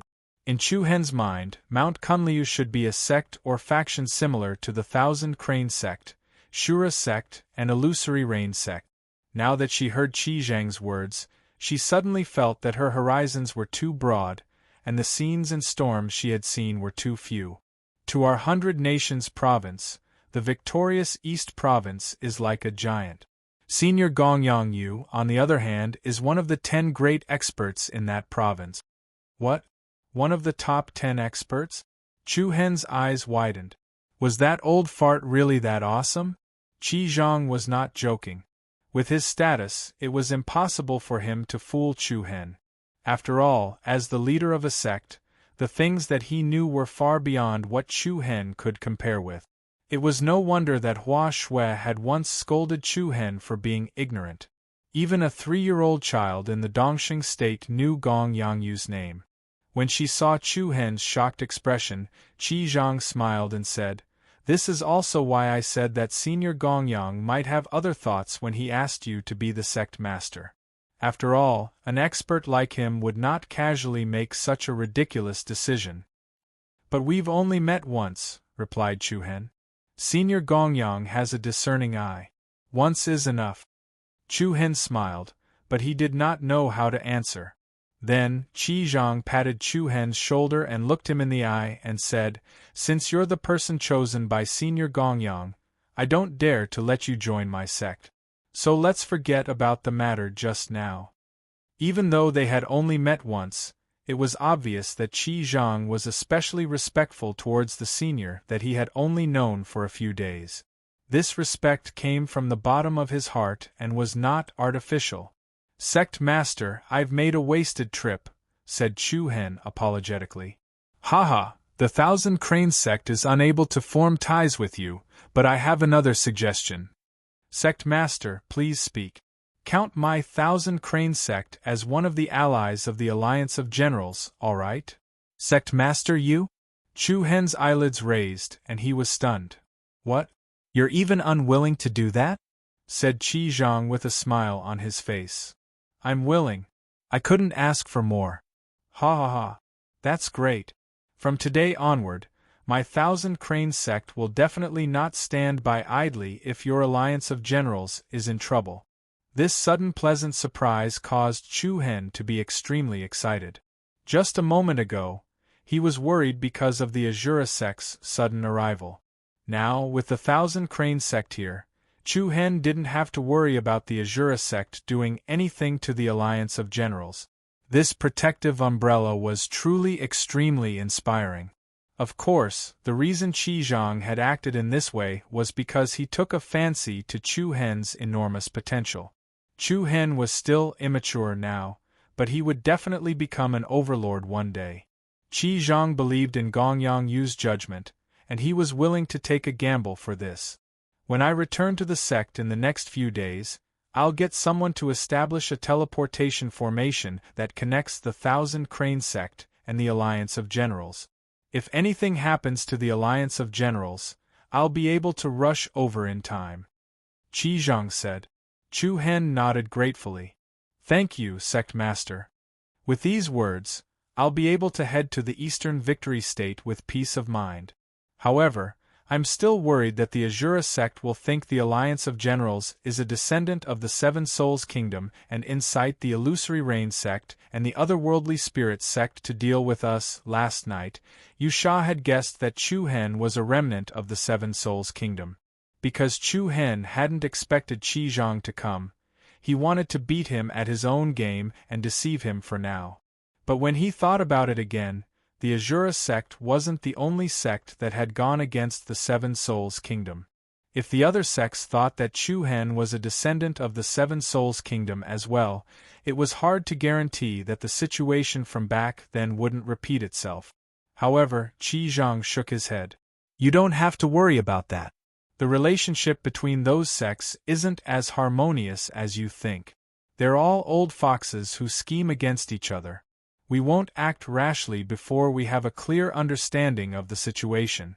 It's impossible to determine your relationship with the Seven Souls Ancient Kingdom just based on the Azura sect's words.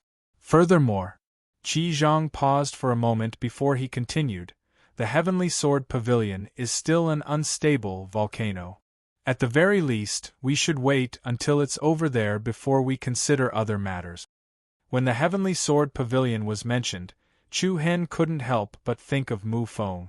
In the blink of an eye, almost half a year had passed, but there was still no news from the Heavenly Sword Pavilion.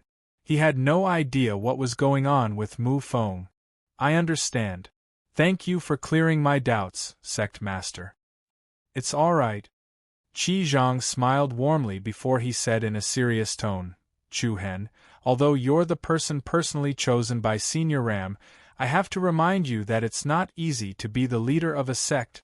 This is especially true for a large sect like the Kunlia sect. The waters are even deeper. You should act according to your capabilities. It'll be great if you can successfully complete Senior Ram's task. If you can't, there's no need to force yourself. Qi Zhang's words came from the bottom of his heart. It was like a senior giving advice to a junior. He knew very well how cruel it was when people fought for power. Chapter 6:13. Chu Hen, we'll be leaving now. Take good care of yourself. Outside General Alliance City, Shilan's gaze was warm as she bid Chu Hen farewell in a soft voice. Qi Zhang, Yan Hanlu, Hong Lian, and the other spirit tattoo masters of the Thousand Cranes sect were by her side. The Sacred Star Dynasty and the situation in the General Alliance had stabilized, so it was time for them to return to the Thousand Cranes sect. It just so happened that Qi Zhang had come here personally, so they could return together. As he gazed at Shilan's peerlessly beautiful face, Chu Hen was actually slightly reluctant to part with her, and he spoke in a half-joking manner, Instructor, why don't you stay here? Come with me to the Eastern Triumph State to have a look. Shilan smiled lightly, and then she glanced at Luo Mengchang, who stood by Chu Hen's side, and said, I won't be going. You have your own life to live. I'll visit all of you when I have the time in the future. All right then. Chu Hen didn't insist, and he just nodded with slight disappointment. Shilan smiled. Take good care of Mengchang. I will. Big sister Shilan, take good care of yourself as well. Luo Mengchang stepped forward and bid her farewells. Yes, you too. Both parties bid their farewells to each other. In the past few months, the members of the Thousand Crane sect and the members of the General Alliance had gotten along very well. Especially during the battle against the imperial family, they'd advanced and retreated together, and they'd established deep trust and friendship. Chu Hen, Sect Master Qizhang, nodded slightly and spoke in a warm voice. I notice that your General Alliance has many seedlings with good natural endowments.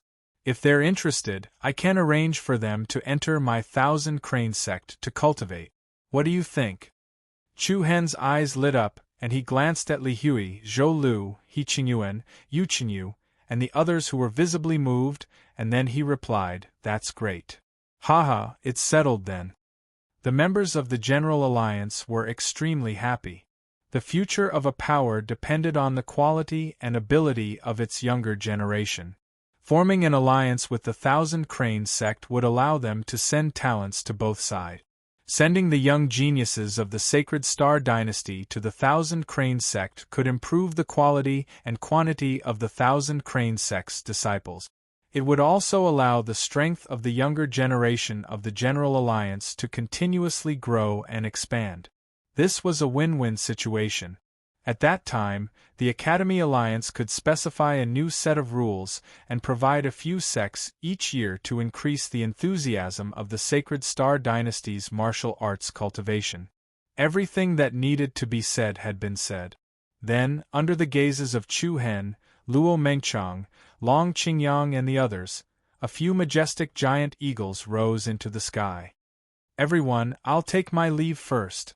Qizhang stood on the giant eagle in the lead, cupping his fists together. He had a dignified appearance, showing off the demeanor of a sect leader. Farewell, Sect Master Qizhang. The members of the General League responded in unison. Following that, Chu Hen's gaze remained on Shilan. Looking at her beautiful and alluring silhouette, who was akin to a fairy, he did not know when they would meet again after this separation. Teacher, take care, Chu Hen silently said in his heart.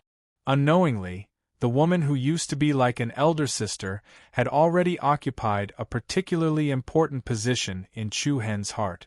Perhaps in the beginning, she only felt that Chu Hen had Shichen's shadow in him.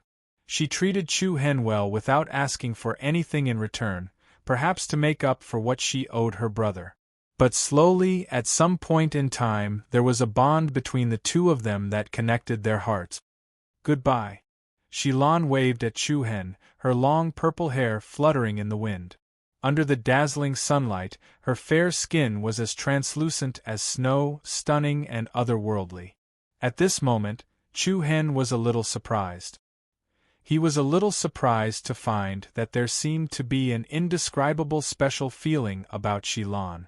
That instant of palpitation felt like 10,000 years had passed. Screech! A loud cry swept through the sky above the General League. Several giant eagles soared into the sky, circled above everyone's heads twice, and then flew into the sky ahead. Every separation is for the sake of preparing for our next reunion. We'll meet again very soon. Luo Mengshang consoled him softly. She was a smart woman with a pure heart, and she knew Chu Hen very well. She held Chu Hen's hand lightly and spoke softly to soothe the emptiness in his heart. Chu Hen heaved a sigh of relief, and then he grinned while traces of gentleness appeared in his eyes. Time passed by quickly, and another month passed in the blink of an eye. The Thousand Crane sect had started preparing to establish a teleportation formation that connected the two regions, and it was progressing quite well. The Azura sect didn't continue sending forces to cause trouble. After all, the Azura sect didn't dare act rashly once the Thousand Crane sect interfered. Presently, the General League had gathered the Academy Alliance, the Talisman Masters Association, the powers of Hidden Wind Region, the Windmist Dynasty, and the Boulder Dynasty. Its overall strength could be said to be at the upper echelons of second-rate powers. So, if the Azura sect were to act against the General League, then they would probably have to dispatch at least two-thirds of their experts. However, once they dispatched two-thirds of their experts, the sect's defenses would be greatly reduced. If the Thousand Crane sect were to attack the root of the Azura sect, then they would be able to easily destroy the Azura sect's base. So, the Azura sect wouldn't be able to take down the General League if they dispatched too few experts, and their base would be in danger if they dispatched too many experts. After considering all these factors, they could only bide their time. During the past month, Chu Hen and the Spirit Tattoo Masters of the Talisman Masters Association had been ceaselessly expanding the defenses of the Imperial capital. He'd successively set up a few Earth-rank talisman formations in the General League's headquarters and a few important strongholds. These talisman formations were formidable talisman formations created by Shifeng Zi. Even if a top-rate world profound stage powerhouse came, the talisman formations would be able to resist them. As for ordinary enemies, they would definitely be courting death. However, after searching diligently for more than a month, there was still no news of Yi Yao. She seemed to have vanished in the sea of people, and the Saint Star Dynasty, Boulder Dynasty, and Windmist Dynasty didn't send any useful information. This caused Chu Hen's suspended heart to be unable to calm down from beginning to end. Originally, Chu Hen wanted to wait until he found Yi Yao before leaving, but it seemed that Qin, Qi, Shu, and Hua couldn't wait any longer. There were a few times when they wanted to bring up this matter, but they didn't say it out loud, and the more they acted like this, the more embarrassed Chu Hen felt, and the more difficult it was for him to leave. In the end, Chu Hen privately discussed it with Long Qingyang, and the latter made the decision for him, which was to go to the Dongxing state first.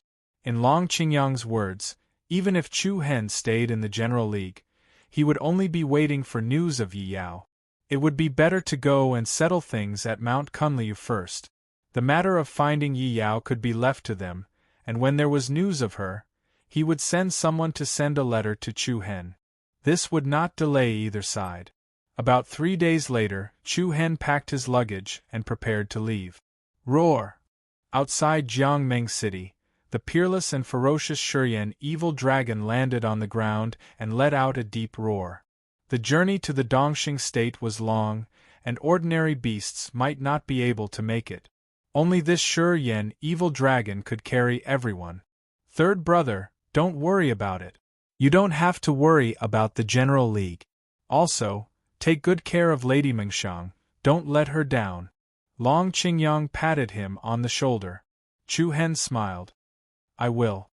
For this trip to the Dongxing state, Chu Hen naturally wanted to bring Luo Mengshang with him. Qi Ting and Lu Qi also planned to follow Chu Hen. However, this suggestion was made by Hua Shui. Qi Ting and Lu Qi naturally couldn't ask for more, and after asking for Chu Hen's permission, they happily expressed their willingness to go. They even said that they were willing to be Chu Hen's followers. Of course, both of them were not weak, and their talents were high. There was a lot of room for them to improve their bloodline.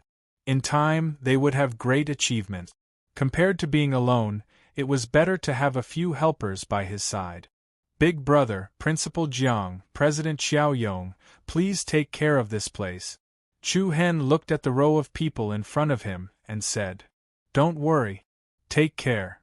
Senior brother Chu Hen, remember to bring us when you come back next time. When I'm strong enough, I'll go with you to see the outside world. Li Hui clenched his fist and said. Chu Hen smiled and nodded. Definitely. After some instructions, Chu Hen, Luo Mengshang, Lu Qi, Qi Ting, and Qin, Qi Shu, and Hua climbed onto the back of the Shuryen evil dragon Roar. Dust rose and the wind whistled. Under everyone's gaze, the Sure Yen evil dragon calmly rose into the sky. Chu Hen looked at the familiar faces below and cupped his fist. His voice was as loud as thunder. Everyone, the mountains don't move, the water doesn't flow, the sky doesn't move, the clouds move. We'll meet again. We'll meet again. Roar! An earth-shattering roar resounded in all directions. In an instant, the Sure Yen evil dragon flapped its huge wings and soared into the sky, flying over the imperial city. The crowd on the street raised their heads and looked up, their eyes filled with admiration. Chu Hen, we'll meet again. Yu Qingyu looked at the sky and murmured softly. He Qingyuan, Ji Xian, Bai Yuyue, Xiao Yan, Yiyu and the others were scattered in different places of the imperial city, looking up at the sky, lost in thought. In Tensei Prefecture, Mentor Song Chunglai stood in front of a row of new students. He looked up at the dark shadow in the sky and murmured in a low voice. Chapter 6:14. I'm finally going back. I'm so happy. High up in the sky, the Shuryen evil dragon was like a bolt of lightning, shuttling through the clouds like a shooting star. The wind was howling on both sides, and the clouds were boundless and magnificent. Hua Shui clapped her hands excitedly, her eyes sparkling with excitement. The expressions of Fu Qin, Ji Shu, and Nongqi were filled with excitement. They had left the victorious East Province for so many years and had always been running around without a fixed place to stay. Now that they could finally return to Mount Kunliu, it was as if one of their wishes had been fulfilled. Chu Hen looked at them with a smile. At first, he had sworn to die rather than submit, but in the end, he could not stand their coaxing and pestering. Menchong, what's wrong? Is there something on your mind? Chu Hen turned to the side and looked at Luo Mengshang, who was a little quiet, and could not help but ask. Luo Mengchang looked up and said softly, I want to go to Taishao City. Chu Hen smiled. Even if you didn't say it, I would have taken you there. This was the first time Luo Mengchang had traveled far to the victorious East State. Naturally, the Luo family was reluctant to part with her. It would be great if she could go home and say hello. The flying speed of the Shuryen evil dragon was extremely fast. It only took them less than 2 days to arrive at Taishao City. Wait for us outside the city. After Chu Hen gave his instructions, he and Luo Mengshang descended and headed towards the center of the city. There were still many residents in Taishao City. If they rode the Shuryen evil dragon into the city, it would inevitably cause unnecessary chaos. Fu Qin nodded to show that he understood. At the center of Taishao City. Master, the eldest lady is back. A loud and excited voice set off a commotion in the Luo family. Everyone put down what they were doing and went out to greet them. Shang'er is back? Master Luo Qiong trotted out of the inner courtyard in surprise. However, when he saw Luo Mengchang coming back with Chu Hen, Luo Qiong was slightly startled. Father! Luo Mengchang came forward and smiled sweetly. Little girl, you're finally willing to come back, Luo Qiong said with a smile, her brows full of affection. Chu Hen also cupped his fists and bowed. Greetings, Uncle Luo. Okay. Luo Qiong nodded. Quick, go sit inside. Quan, go make 2 cups of good tea. Understood, Patriarch. Uncle Luo, you don't have to be so polite, Chu Hen said with a smile. It's all right. Subsequently, Chu Hen and Luo Mengchang followed Luo Qiong back to the inner court's main hall. The terrain of Taishao City was peculiar, and most of the buildings in the city were high-rise buildings. After returning to the city, the Luo clan occupied the best land in Taishao City. The clan's buildings were all grand and magnificent, like castles. Even if one stood at the entrance of the lobby, one could still overlook the scene in front of them. Uncle Luo, are you used to it after coming back? Chu Hen asked casually. I'm comfortable, Luo Qiong replied. I have to thank you properly for allowing the Luo clan to return to Taishao City. The Luo clan will never forget this kindness. After he finished speaking, Luo Qiong was about to bow to Chu Hen. Chu Hen hurriedly held him up. Uncle Luo, this is just a small matter I did for Mengchang. You're making things difficult for me. That's right. Father, you don't have to thank me. You're making Chu Hen feel uncomfortable. Luo Mengchang also tried to help Luo Qiong out. Only then did Luo Qiong stop. Luo Qiong was even more satisfied with Chu Hen now. Recently, the incident in the Saint Star dynasty had caused a huge commotion in the 100 Nations prefecture. Especially after the rumor that the Thousand Cranes sect had formed an alliance with Chu Hen, the major sects were even more unsettled. Chu Hen's degree of popularity was far from what the four great young masters could compare to. Naturally, the most important thing was that Luo Mengchang liked him. Father, we came back today to bid farewell to you. After some hesitation, Luo Mengchang finally said this sentence with great difficulty. Luo Qiong was stunned and looked at her in surprise. Bid farewell? Where are you going? The victorious East Province. Luo Mengchang pursed her red lips slightly. Then, she roughly told him about Chu Hen's trip to Mount Kunli. She did not know when he would return from the victorious East Province. However, after listening to Luo Mengchang's story, Luo Qiong strangely did not look too surprised.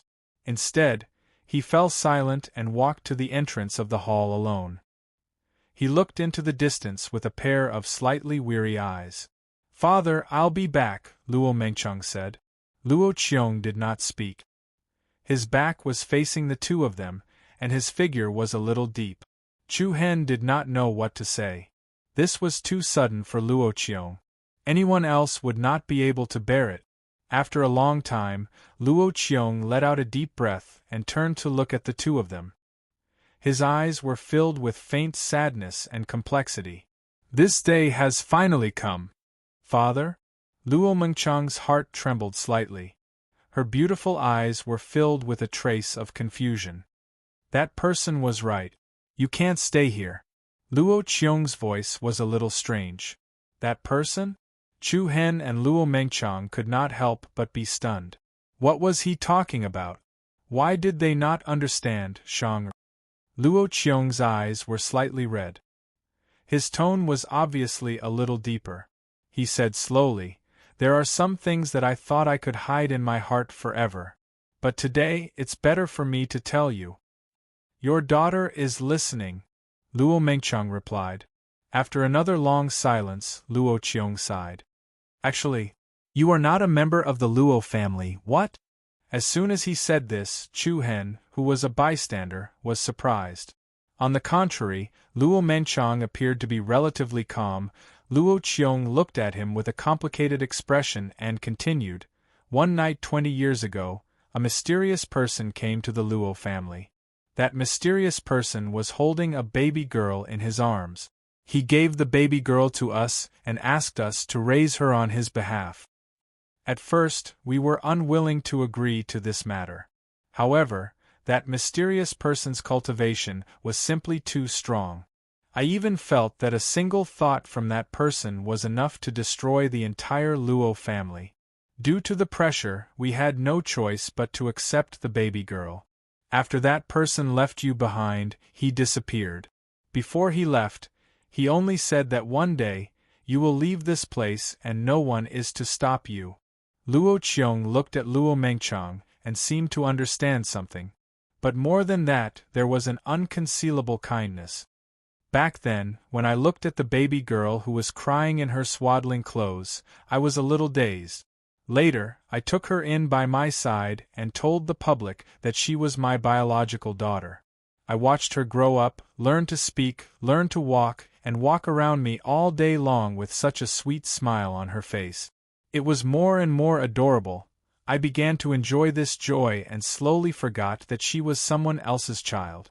I also forgot that I was forced to adopt you. I truly felt the pride and luck of being a father. When I thought it was just a dream and that you were actually my daughter. This day has finally come. The 100 Nations continent can't keep you. After listening to Luo Qiong, Luo Mengchang smiled faintly, but her eyes were already red. Father, I actually knew about this a long time ago. Luo Mengxiang was beautiful on the outside and intelligent on the inside. Although no one had ever mentioned this to her, she still knew about it. The limit of her bloodline was strong because she was born with the 9th Hell Saint body. However, the strongest ancestor of the Luo family was only at the limit of the profound body bloodline. If it was a mutated bloodline, it would be related to the original bloodline limit of the Luo family. Based on this, Luo Mengqiang could guess that she was not born in the Luo family. But even so, Luo Mengqiang still treated Luo Qiong like her own father. Even if it was for the Luo family, she only agreed to marry into the Tsang family of Moon End City. Luo Mengqiang knelt down with tears in her eyes, which made people feel sorry for her. "You promised me a daughter, and I will repay you for my life. Shang-er will always be my daughter, and I will never forget the kindness you have shown me. Sparrow and swallow feed each other, and I look forward to my daughter's return." Ha ha ha ha! Luo Qiong laughed, but his eyes were filled with tears. He waved his hand in relief and said, "Go! Shang-er, whenever you miss home, come back. If this brat dares to bully you, I will not spare him even if I have to risk my life." Looking at this scene, Chu Hen's eyes were already red. Chapter 6:15. Roar. Outside Taishao City, Shi Yan's evil dragon spread its wings and soared into the sky. On the tall city tower, Luo Qiong waved his hand and looked ahead. "Shang-er, come back when you have time." "Got it. Take care, Dad." "Goodbye, Uncle Luo." Luo Mengqiang and Chu Hen also waved goodbye. Along with the rapid and powerful airwaves, Shi Yan's evil dragon soon pierced through the clouds, turning into a black dot and gradually disappearing. Luo Qiong watched everyone leave. There was a hint of hope in his eyes. However, on the peak of a mountain a few miles away from Great Heaven City, stood a black-clothed figure. No one knew when that person had appeared. He was motionless like a stone statue. Moreover, the space around him was faintly distorted, as if it was an illusion, giving off an unfathomable and mysterious feeling. Luo Qiong, who had not turned around to leave, subconsciously looked in that direction as if he had sensed something. However, the next moment there was no one on the peak. What was that just now? Luo Qiong frowned slightly, a hint of confusion on his face. Just now, he had a vague sense of familiarity. The last time he had such a feeling was on the night that the mysterious person came to the Luo family. When Supreme Cloud City was left far behind, Chu Hen and the others once again embarked on their journey towards the victorious East region. Luo Mengqiang gently leaned on Chu Hen's shoulder. She was in a relatively low mood. Chu Hen did not disturb her. He just put his arm around her shoulder and gave her a shoulder to lean on. He understood Luo Mengqiang's feelings at the moment. In addition to her reluctance to part with Luo Qiong, she was also confused about her past. Who was that mysterious person back then? Why did that person leave Luo Mengqiang in the Luo family? What was the purpose of them? Originally, his background was clear, but now it was hard to understand. The only clue was probably the limit of the bloodline of the Netherworld Saint body. But seeing that Luo Mengqiang was in a bad mood, the two lively girls, Hua Xue and Lu Qi, also consciously whispered and stopped making noise.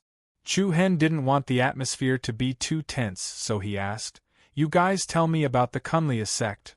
Up until now, Chu Hen only knew that the sect leader of Mount Kunlu, Gong Yangyu, was one of the top 10 experts in the Eastern Victory State. However, he did not have the slightest understanding of this sect. At this moment, it was necessary for him to have a rough understanding of it. At the mention of this topic, Qi Ting and Lu Qi couldn't help but show great interest. "Then where should I start? Our Mount Kunlia has quite a big system," Hua Xue said with a little pride. Chu Hen smiled. "Anything is fine.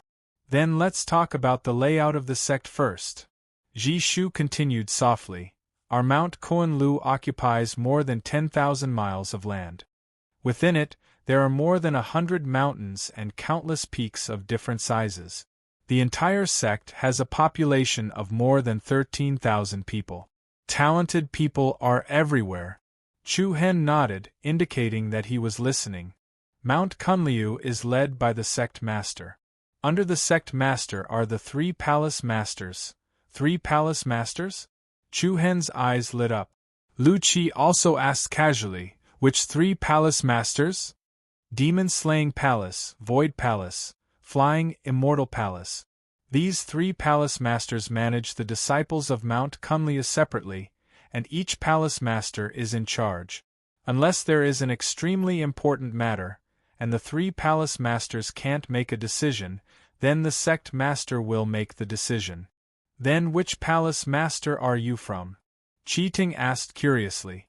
Lu Qi joked, let me guess, you are from Demon-slaying Palace, right? This name sounds domineering. Of course not. Hua Shui curled her lips and said with some dissatisfaction, we are from Flying Immortal Palace. We are not as domineering as those guys from Demon-slaying Palace. From your tone, it seems like the relationship between your 3 palace masters isn't particularly harmonious? It's indeed not good, Hua Shui said with some resentment. At this moment Fu Qin, who had never spoken, spoke. She said indifferently in a deep voice, even within a sect there is competition. Only by competing with each other can the 3 palace masters improve better. Although the 3 palace masters treat each other as opponents, once we encounter an external enemy, we will definitely gather together and work together. Senior Sister Fu Qin is right. This is also the willingness of separate management. Nongqi expressed her agreement. I see. Qi Ting and Lu Qi came to a sudden realization. The management methods of the 3 palace masters are different, and the abilities that the disciples of the palace masters grasp are also different. Ji Shu looked at Chu Hen and explained in more detail. Other than nurturing individual strength, our Mount Kunliu also values teamwork. In other words, a team like the 4 of us is not the only one. The sect will have a special team to carry out investigation, tracking, setting up formations, medical treatment, and training in various abilities. The more they listened, the more surprised and fresh they felt. The major sects of the victorious East State are indeed different. Qi Ting sighed from the bottom of his heart. I really want to see the style of Mount Kunliu. Me too. Lu Qi's eyes were also burning. She smiled and said, a sect that can nurture a team like yours must be very impressive. You think too highly of us. Ji Shu shook her head humbly. There are many people in Mount Kunliu who are more capable than us. We are nothing. The gentle and virtuous senior sister Ji Shu is being humble again. The 3 of us are indeed nothing, but senior sister Ji Shu is recognized as the most talented woman in the Flying Immortal Palace. The people from the other 2 palaces can't compare to her. Hua Shui said playfully. Haha, I agree with that, Nongqi added. Ji Shu smiled helplessly and shook her head. She had been diligent and studious since she was young. She had flipped through almost all the ancient books in Mount Kunliu. In terms of knowledge, there were indeed not many people who could compare to him. At the mention of this, Chu Hen's heart suddenly lit up.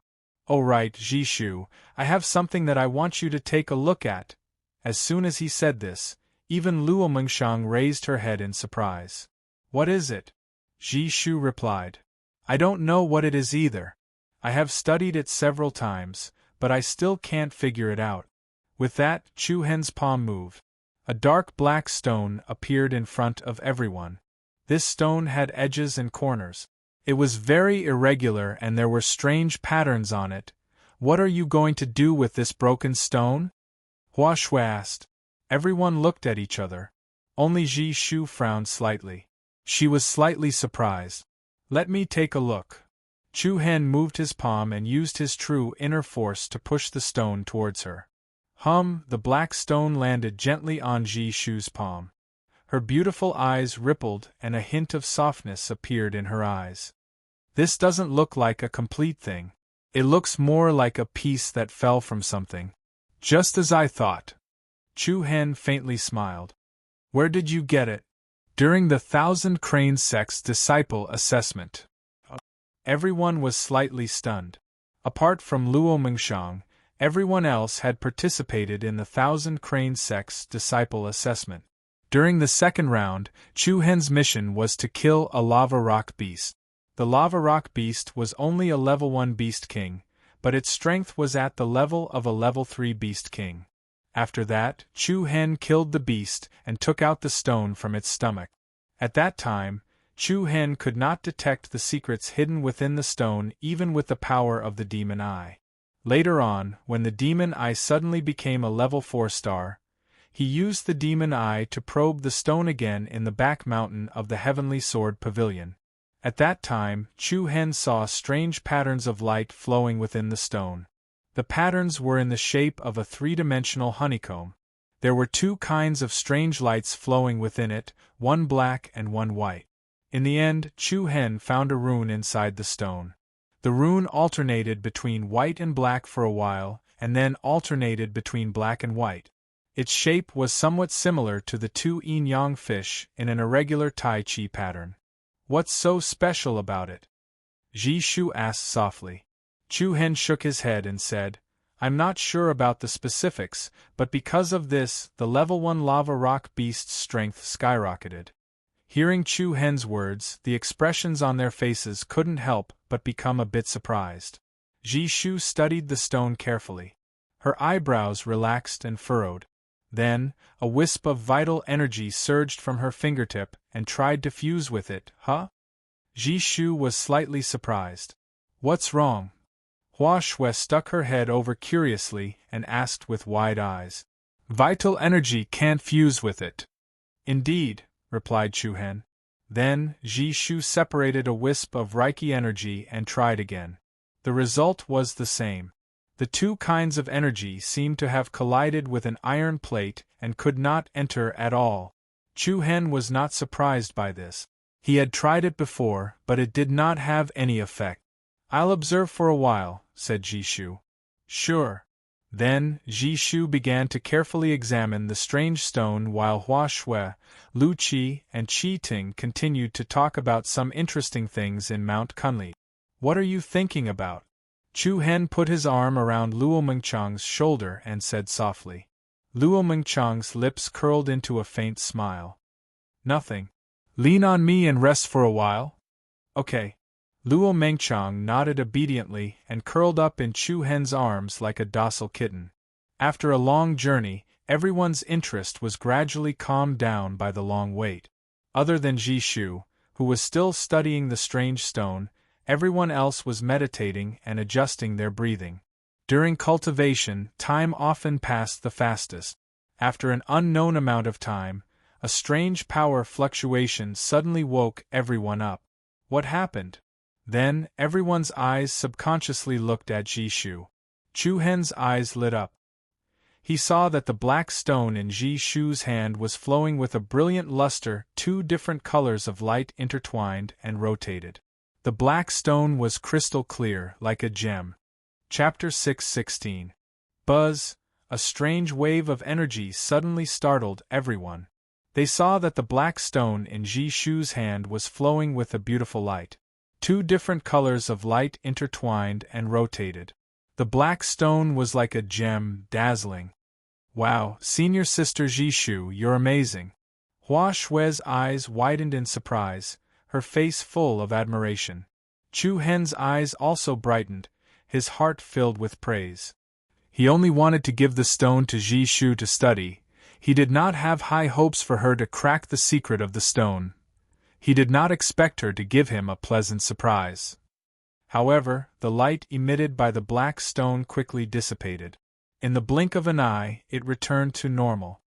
It consumes too much energy, I can't hold it for too long. Ji Shu looked back at Chu Hen helplessly. How did you do it? Chu Hen asked. Using 2 kinds of energy at the same time. Oh? True Yuan force and Reiki energy merged with the patterns on the stone, Ji Shu explained. That's right. Why didn't I think of that before? Chu Hen was enlightened, his face full of realization. Previously, He had tried probing with true yuan and brilliant spirit power. Both types of power probed the internal structure, but he had never tried using both types of power at the same time. Hearing Ji Shu's words, Chu Hen felt that his thoughts had broadened by quite a bit. But it consumes too much energy, I can't hold it. You try. Ji Shu handed the stone back to Chu Hen. Everyone's eyes fell on each other, their faces filled with anticipation. Then, Chu Hen moved his mind, the black stone floated in front of him like a feather. He then raised his hands, palms facing each other, the black stone suspended in the middle. Buzz, Chu Hen held a ball of black true yuan force in his left hand, and released a restless Reiki energy in his right hand. Two types of power surged out of his palm like a tidal wave, steadily surging towards the black stone. According to Ji Shu's description, Chu Hen channeled two different types of energy into the stone through the veined patterns on it. In the next instant, those stone patterns were instantly lit up, and all of them blossomed with dazzling light. In a split second, a strong suction force came from the inside of the black stone. Chu Hen felt the primary energy and Reiki energy in his body being rapidly swallowed. This rock was like a crazed vampire, and Chu Hen's power was like fresh blood, constantly filling the other party's hunger. Chu Hen frowned slightly and was about to withdraw his power. However, Ji Shu opened his mouth and said, "Don't worry. It doesn't give off any evil aura, so it's not dangerous." Chu Hen nodded. He trusted Ji Shu more.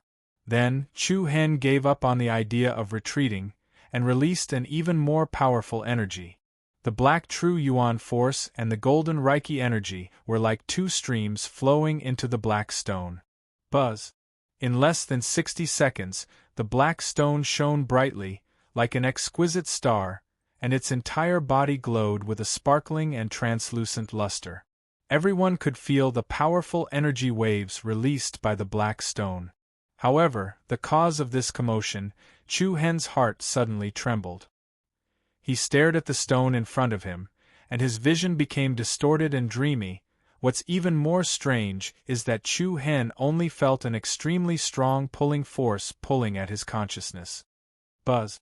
In the next moment, Chu Hen's consciousness was suddenly pulled into a vortex that looked like a black hole. It was deep and boundless, vast and boundless. The boundless sea of light flowed in front of Chu Hen's eyes, and his consciousness was continuously pulled into a deeper space, as if he was roaming the vast ocean, tracing back the phantom of time and space. Buzz. Then, Chu Hen found himself still, and his surroundings were hazy and chaotic, and the world was vast and boundless. The stars changed, and all things were silent. Where is this? Chu Hen was a little stunned. Immediately after, two balls of light abruptly appeared above Chu Hen's head. These two balls of light were one black and one white. They circled above Chu Hen and chased each other. They were like two swimming fishes playing around. Chu Hen was more and more surprised and confused. These two light shadows were the strange runes that he had detected with the power of the demon eye. Now, at a close distance, the two light shadows were particularly clear. Buzz! The two light shadows chased each other faster and faster, and the energy waves between heaven and earth began to surge more violently. Bang! With a heavy bang, the two light shadows above Chu Hen's head suddenly exploded, and a powerful black and white blended air wave spread out infinitely like water ripples. Then, the stars moved and the universe began to move. A strange light pattern bloomed under Chu Hen's body, and in the next second, a huge Tai Chi yin-yang diagram appeared under Chu Hen's feet in a slowly rotating form. The Tai Chi yin-yang diagram, the combination of black and white, there was yin in yang, and there was yang in yin, and it was unpredictable. Everything in the universe was rotating, and everything in the surroundings was fusing. Chu Hen only felt that the true origin energy in his body and the Reiki energy in his Naiwan palace involuntarily rushed out of his body, and followed the rotation of the Tai Chi diagram below him.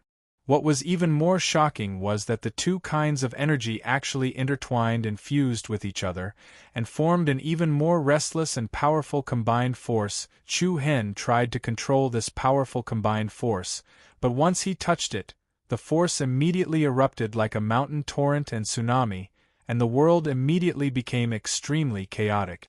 Then, a shocking impact engulfed Chu Hen's consciousness. Chu Hen's body and mind trembled, and his pupils shrank as he directly returned to reality. "What's wrong? Are you okay?" Luo Mingshang's somewhat worried voice came into his ears. Chu Hen seemed to wake up from a dream, and he raised his head blankly. He saw Fu Qin, Ji Shu, Qi Ting, Hua Shui, and the others all staring at him in surprise, and the atmosphere was somewhat strange. "You scared me to death. It's been 4 hours, and you're finally alive," Hua Shui said with a little fear. Chu Hen was stunned. 4 hours? Yes. You stared at that broken stone like a wooden person, and ignored me no matter how I called you. Beautiful Sister Mingshang was so worried. Chu Hen looked at Luo Mingshang apologetically, and the latter shook her head, the worry in her eyes gradually dissipating. "What did you encounter?" Ji Shu asked softly. The others also showed curious looks. Chu Hen thought for a moment and then said, "A strange array." "Array? What array?" Hua Shui could not help but interrupt. "I've never seen this kind of array. The array pattern is a Tai Chi yin and yang diagram. Moreover, this array can actually fuse true inner force and Reiki energy." Immediately, Chu Hen described the situation that he had just encountered from beginning to end. Everyone was very surprised after hearing it. At least until now, they had never heard of anyone who could fuse true inner force and Reiki energy. Could it be? Ji Shu looked up, and her hands involuntarily clenched into fists. Her face was filled with disbelief. "What? Sister Ji Shu, hurry up and tell us," Hua Shui urged. Under everyone's confused gaze, Ji Shu's red lips parted slightly, and she said a few words forcefully. "The Great Path Divine Array. The Great Path Divine Array?" Everyone looked at each other, and even Chu Hen did not understand. Even though he had obtained the knowledge books of the Lei Huan clan leader and senior Shifeng Zi, it was the first time he had heard of this name. "What is the Great Path Divine Array?" Ji Shu pursed her red lips, and her delicate brows could not help but reveal much respect and awe. She said, "The Great Path Divine Array originates from the Great Path Divine Stone.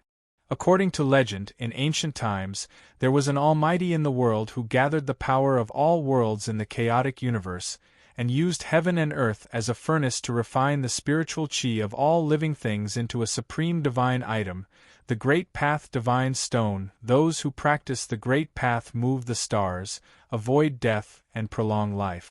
The Great Path Divine Stone moves the sun and the moon, stabilizes yin and yang, suppresses evil spirits, and melds heaven and earth with the spiritual power of all living things." Ji Shu's words stunned everyone present. The Great Path Divine Stone moves the stars? Everyone's gaze occasionally looked at the stone in Chu Hen's hand, and occasionally looked at Ji Shu. Even though everyone knew Ji Shu's character, no matter how they looked at it, his words did not sound reliable. Senior sister, you're saying that this crappy stone is the Great Path Divine Stone?" Hua Shui's eyes were full of doubt. Ji Shu shook her head. "I'm not sure. I only read about it from ancient books. I only know that the Great Path Divine Array matches the description of the yin-yang Tai Chi pattern, and it can also fuse Reiki energy and inner Chi to form an even more powerful force." "I don't think so. Otherwise, it would be too scary. Is this stone that powerful?" Qi Ting also expressed his disbelief. Ji Shu smiled and continued to explain, "You guys are too naive. Rumor has it that the divine stone of the Great Path is tens of thousands of meters tall, supporting the sky and earth, suppressing the universe. This stone might be a fragment that fell from the divine stone of the Great Path." "I see." Everyone suddenly understood. "Of course, these are just my baseless guesses. Chu Hen, you can just use it as a reference, But what you just said is very similar to the Great Path Divine Array described in the ancient books. Even if this stone is not a fragment that fell from the Great Path Divine Stone, it is probably the remains of a treasure that was obtained by imitating the Great Path Divine Stone. Ji Shu gave a relatively pertinent conclusion. Chu Hen smiled and nodded, "Thank you. You are indeed the most talented woman in Mount Kunliu. If I had to study it myself, I probably wouldn't be able to figure it out even after a few years." Ji Shu pursed her lips and smiled, but she was a little embarrassed. "If that's the case, I'll try to see if I can gain any enlightenment from it. If anything happens, you guys can just wake me up." After listening to Ji Shu's explanation, Chu Hen's interest was completely aroused. Chapter 6:17. All things in the universe, the stars move. Chu Hen's consciousness had long since submerged into the mysterious fragment. The world was filled with an extremely large amount of true essence and Reiki energy. The two completely different types of energy accompanied the Taiji yin-yang array below as it slowly rotated. The Taiji array was unpredictable. There was yang in yin and yin in yang. It gathered the power of the great Tao and fused with the power of the spirit martial arts. Chu Hen stood in the center of the Taiji array with his eyes closed. His heart was as calm as water as he carefully sensed every single strand of strange rhythm in this world. With the passing of time, Chu Hen slowly seemed to have fused with the world. Every energy fluctuation in this space could be clearly sensed. Boom! Immediately after, Chu Hen raised his arms like a cool breeze brushing against a willow. He looked light, but in reality, he revealed a majestic and monstrous aura. Immediately after, Chu Hen held the Reiki energy in his left hand and released the true essence energy in his right hand. The two powerful forces were like a tsunami that soared into the sky, revolving around Chu Hen at a rapid speed. They resonated with the Taiji array below, and the two forces turned into two strange yin-yang fishes. The berserk and violent energy covered the sky and earth. Chu Hen felt as if he was in the eye of a hurricane, allowing the terrifying energy around him to roar. The Taiji array beneath him rotated faster and faster. The Reiki energy and true essence that filled the air also fused together in the same trajectory, forming a third type of even more astonishing power. The powerful energy grew stronger and stronger, as if it was about to tear space apart. Chu Hen's expression did not change as his hands followed the rhythm of the Taiji array below. Suddenly, Chu Hen's eyes widened, and two rays of light burst out, causing a sharp tremor in the air. Chu Hen clasped his palms together, and in that instant, the surrounding energy that blotted out the sky and covered the earth instantly converged together. Like a giant whale sucking in water, it immediately merged and surrounded Chu Hen's palms, turning into a small Taiji array. However, this Taiji array was not the legendary power of yin and yang. It was just a Taiji array formed by the fusion of Reiki energy and true inner force. The black true essence and the golden Reiki energy chased and intertwined with each other. Chu Hen's thoughts moved. Buzz! The space trembled, and the two kinds of light suddenly swept out. It was like a surging wave, whistling in all directions, causing the space to distort. I finally succeeded. Chu Hen was overjoyed. He could deeply sense how amazing the power formed by the fusion of Reiki energy and true inner force was. It was several times more powerful than a single true inner force. Thinking of this, Chu Hen couldn't help but wonder if this mysterious stone was really a fragment of the so-called Great Path Divine Stone. The Great Path Divine Stone was tens of thousands of feet tall, but this fragment was only the size of a palm. In comparison, it was unknown just what kind of world-destroying divine power the complete Great Path Divine Stone possessed. Forget it. Even if there really is such a peerless divine item in the world, it is not something I can imagine. Being able to obtain a fragment is enough to be a great opportunity. Immediately, Chu Hen calmed his mind and withdrew his consciousness from this place. Ah! This piece of wood has finally woken up. The moment Chu Hen opened his eyes, Hua Shui's voice, which sounded like she had discovered a new continent, was immediately heard. Everyone's eyes fell on each other, and their expressions looked even weirder than before. "What's wrong? Why are all of you looking at me like this?" Chu Hen asked in confusion. "Nothing, I just wanted to ask you, did you sleep well? You woke up just in time. There are still 2 hours before we reach Mount Kunliu." "What did you say?" Chu Hen was shocked. He turned his questioning eyes to Luo Mingshang with surprise. Luo Mingshang shook her head and said with a smile, "It has been more than 2 months. 3 days ago we entered the victorious East State." "So fast?" Chu Hen was speechless. Although he had guessed that a lot of time had passed, it was only 5 or 6 days at most. He did not expect that more than 2 months had passed in the blink of an eye. This time, Chu Hen finally understood the old saying, "Cultivation knows no time." "How is your understanding?" Ji Shu asked. Chu Hen smiled slightly, and a glimmer of light appeared in his eyes, a little bit. Everyone's heart brightened, and they were more or less envious. "Do you want to try? I can lend it to you," Chu Hen said. He thought that everyone would be more excited, but Ji Shu shook his head and refused. "To open the formation in the fragment, we have to combine Reiki energy and real inner force. We are not like you, who have achievements in both forces." Chu Hen suddenly realized that he had been muddle-headed in his cultivation and had even forgotten about this. Ji Shu and Hua Shui were pure spiritual tattooists, and their martial arts level was relatively low, while the others were just Wu Xiu, who could not practice the art of runes. As a result, only Chu Hen was able to control the formation within this fragment. As they were about to arrive at Mount Kunliu, everyone was looking forward to it. Especially Qin, Qi, Shu, and Hua, their faces were full of unconcealable excitement. After leaving the sect for so long, they finally came back and were eager to go home. Chu Hen stood up and stood on the head of the serene evil dragon, looking at the magnificent mountains and rivers in front of him. The victorious East State was like a giant compared to the 100 Kingdoms state. Looking from afar, the vast area was boundless and endless. In the distance, a bustling city could be vaguely seen. The cool breeze that blew against his face faintly exuded a unique and vast aura. In the largest area of the East continent, countless experts gathered. Somehow, the blood in Chu Hen's body was a little restless. The boundless sky in front of him was like the vast sea and the high sky, allowing a rock to roam freely.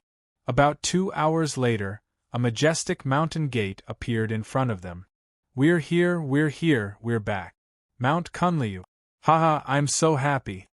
Hua Shui danced excitedly, jumping on the back of the serene evil dragon, causing it to let out a low roar of dissatisfaction.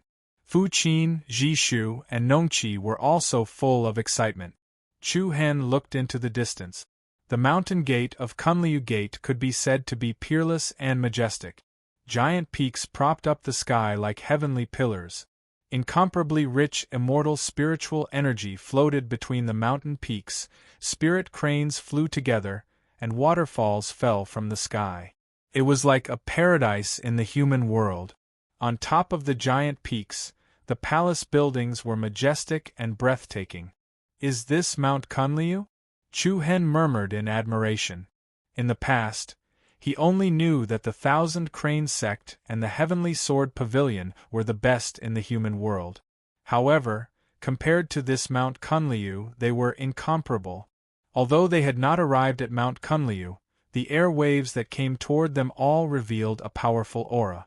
Chu Hen, unless it's a special situation, foreign demonic beasts are not allowed to appear in the sky above the sect. Otherwise, they will be easily killed by the experts in the sect. Ji Shu reminded him. Chu Hen nodded. "I know." Then, he was about to let the serene evil dragon land, but Hua Shui waved her hand. "It's okay. Chu Hen is here to take over the position of the sect master. It's not a big deal to ride a demonic beast in. But, don't be afraid, don't be afraid." Hua Shui was excited.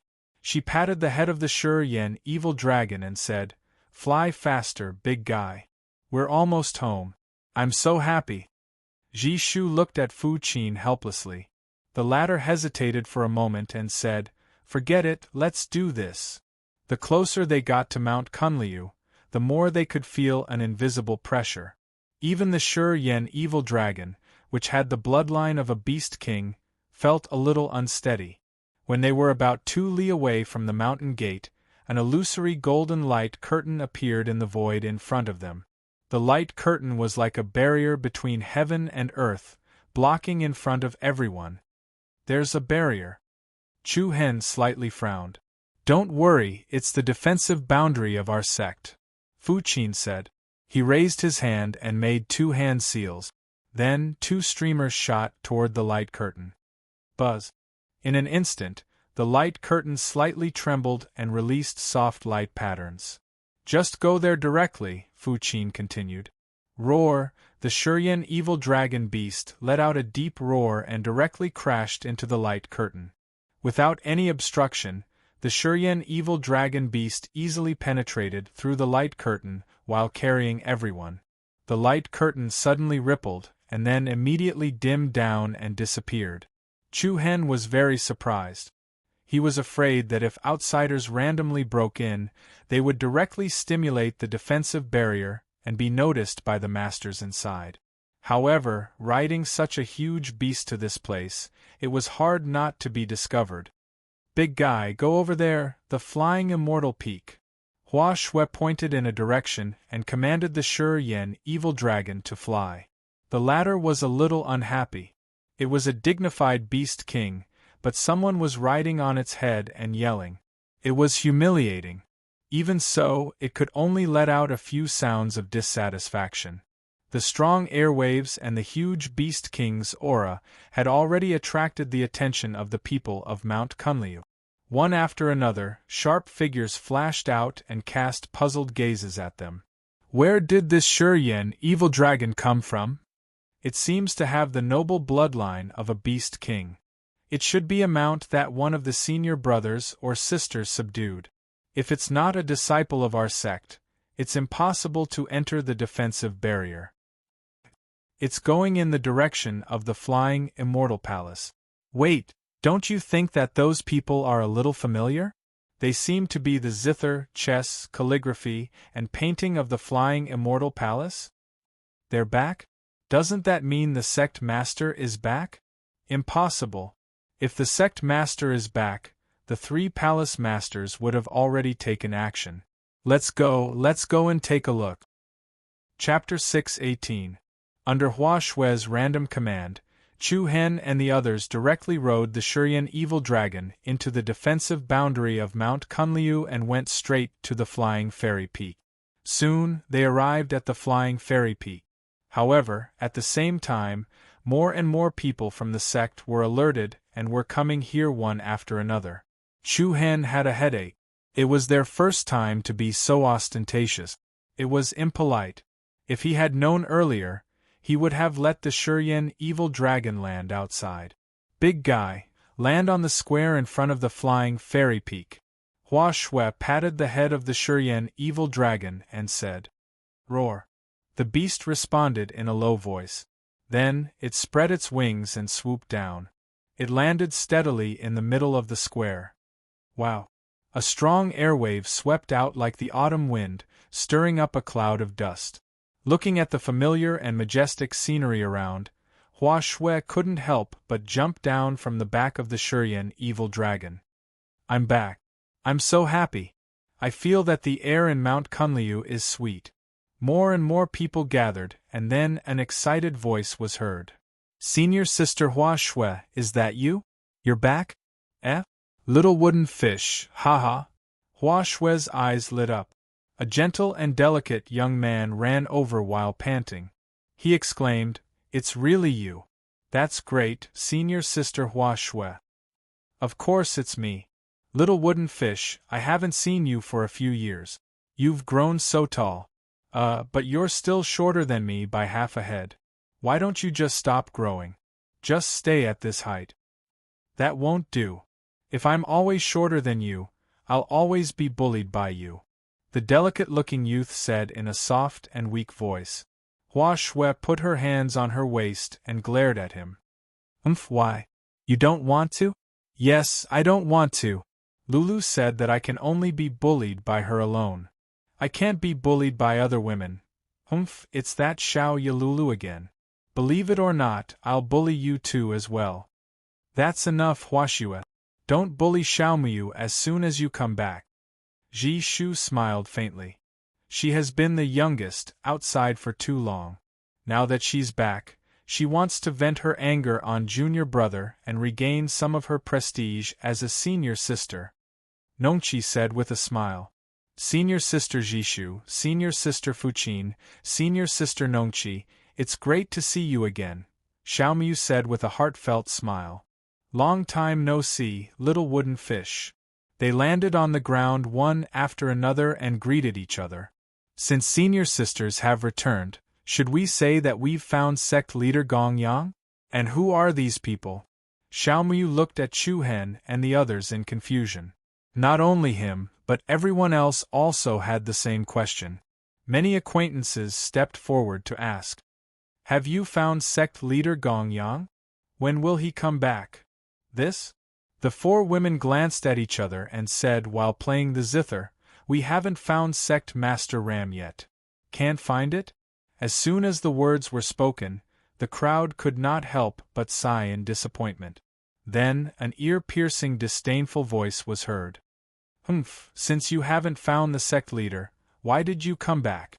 Everyone's expression changed. The crowd dispersed and a few young men and women walked over slowly. The leader was tall and broad, with a stocky build and a stocky waist. Every step he took gave off an extremely heavy aura. He looked at the zither-playing group with disdain. "Xian Hui, why did your Demon Slayer Palace's people come to our place? Are you that free?" Hua Shui scolded in dissatisfaction. The man called Xian Hui sneered in disdain.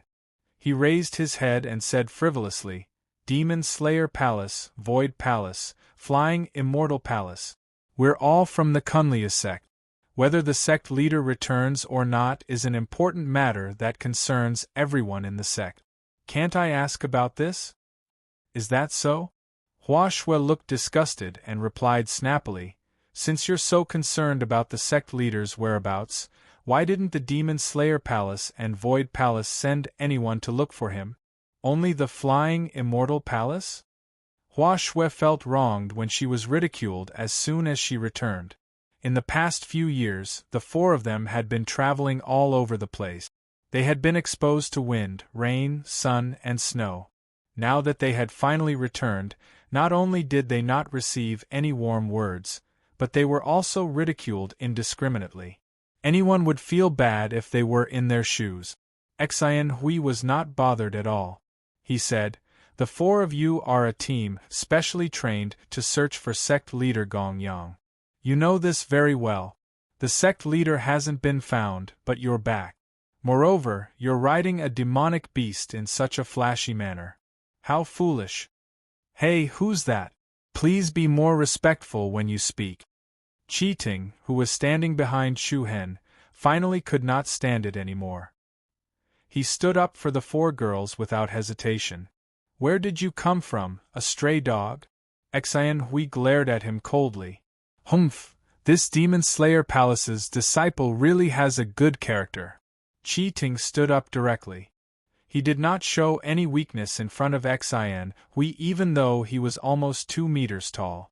He said sternly, "The four of them have traveled all over the place and suffered a lot. Even if they don't have any meritorious deeds, they must have worked hard, right? Don't you think you've crossed the line by saying such hurtful words?" A disdainful smile appeared on the corner of Xian Hui's mouth. "I'll ask again. Where did you come from, a stray dog? I don't think you have the right to speak here." Qi Ting, ignore him. Fu Qin saw that the situation was getting out of control, so he quickly advised Qi Ting to stop. However, Qi Ting, who was called a stray dog twice in a row, was instantly enraged. He clenched his fists so hard that his knuckles were cracking. However, Chu Hen, who was standing at the back, stood calmly. He did not seem to have any intention of stopping cheating. Chi Ting clenched his teeth and suppressed the anger in his heart. He said fiercely, "Please be more respectful when you speak." Ha ha ha ha. Xian Hui couldn't stop laughing. The young men and women from the Demon Slayer Hall behind him also showed disdainful sneers.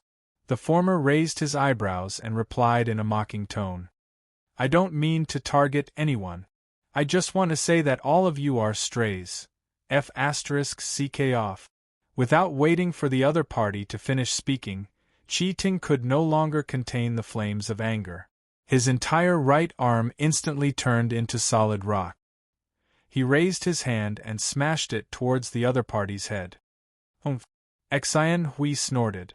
A majestic force erupted from his body. Everyone around him was shaken and took a few steps back. Chi Ting's fist had yet to be released.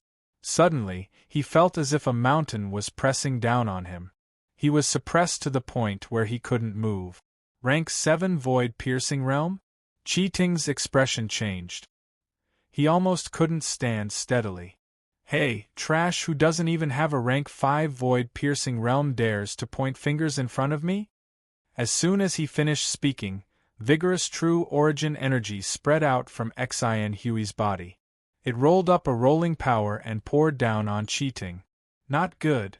Hua Shui and the others who were playing the zither were shocked. The former shouted coldly, "Xian Hui, stop!" However, the other party didn't have the slightest intention of holding back. The terrifying true origin energy turned into a surging torrent and directly crushed out. Chi Ting's pupils shrank. His eyes widened in shock and anger. Boom! In the next moment, a violent force erupted in the middle of the square. The surging wave of air rolled up a strong wind that pushed everyone back more than 10 steps. Chaotic modeled true origin light patterns wantonly leaked out, and true origin rose and surged. Everyone thought that Chi Ting would undoubtedly be seriously injured. However, to everyone's surprise, Chi Ting was still standing in the same place, unharmed. That is? Chapter 619. Buzz, the chaotic and surging waves of true essence set off bursts of strong wind. Under the pressure of Xian Hui's piercingly cold aura, Chi Ting stood unscathed. Behind him, there was another slender young figure. "Senior brother, don't be too harsh with your words," Chu Hen said faintly. His calm and restrained aura exuded a cold chill. Xian Hui's eyes turned cold.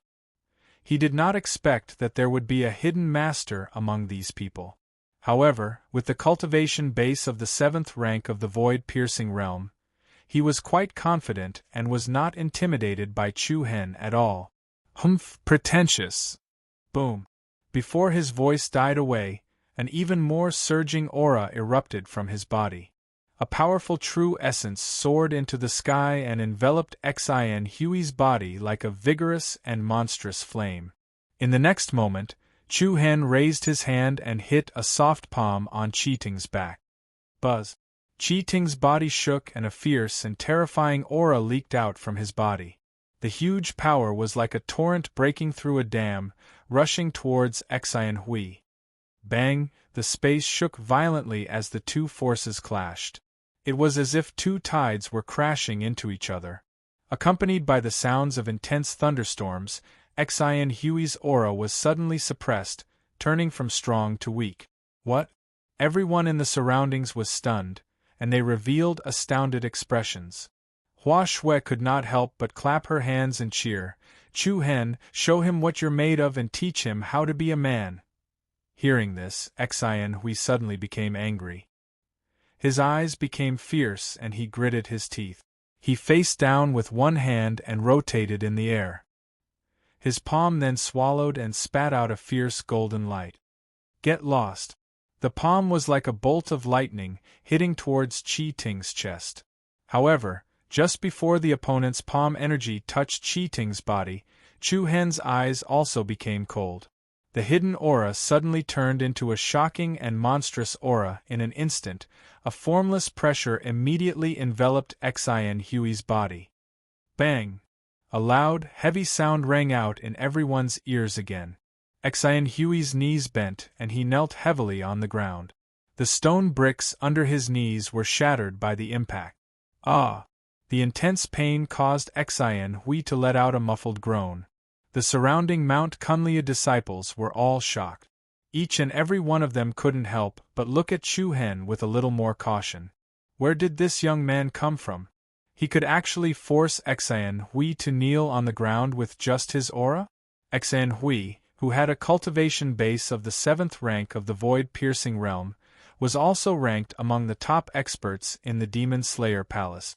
Although Chu Hen's martial Dao realm was also at the 7th rank of the void-piercing realm, his own fighting strength surpassed that of the peak of the 9th rank.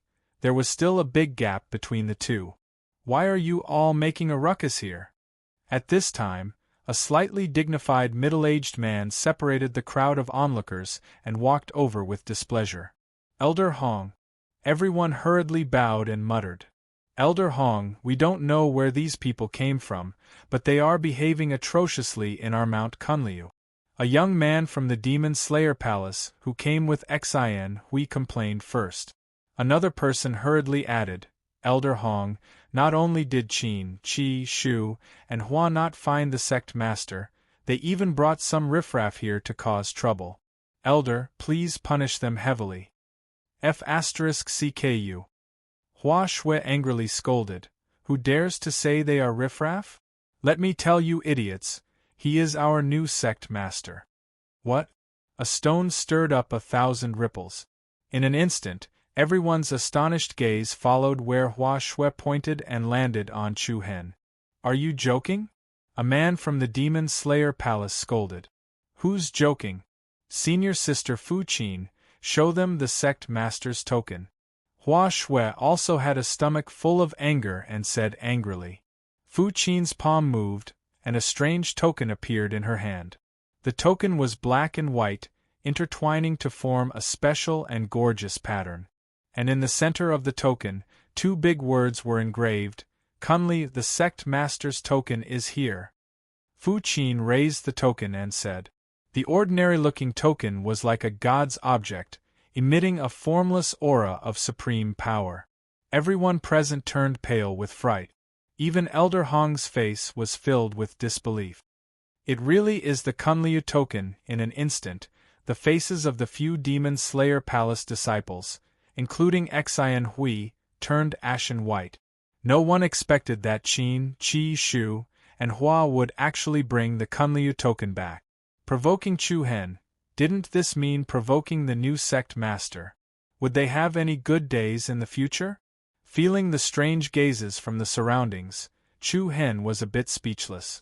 It was his first time coming and he already caused such a huge commotion. It was not what he wanted.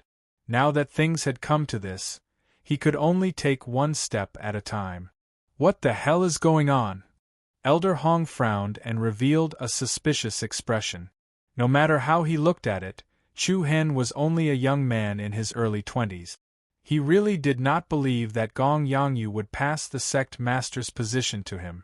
Fu Qin solemnly replied, It's a long story. We need to meet the Flying Immortal Palace Master immediately. I'll have to trouble Elder to invite the new sect master and his friends to rest in the West Wing's guest house. With the Kunliu token in hand, Fu Qin's voice became much more confident. Although they did not find the sect master Gong Yangyu, they got back the sect master's token, which was more or less enough to report. Elder Hong slightly hesitated, but finally nodded. I understand. You guys go to the West Wing's guest house to rest first. I'll look for you guys later. Shurian's evil dragon beast can go to the back of the mountain to hunt for demonic beasts as food. Everyone can guess that it has an owner, so they won't hurt it. Fu Qin turned around and said to Chu Hen and the others. Chu Hen nodded and did not say anything more.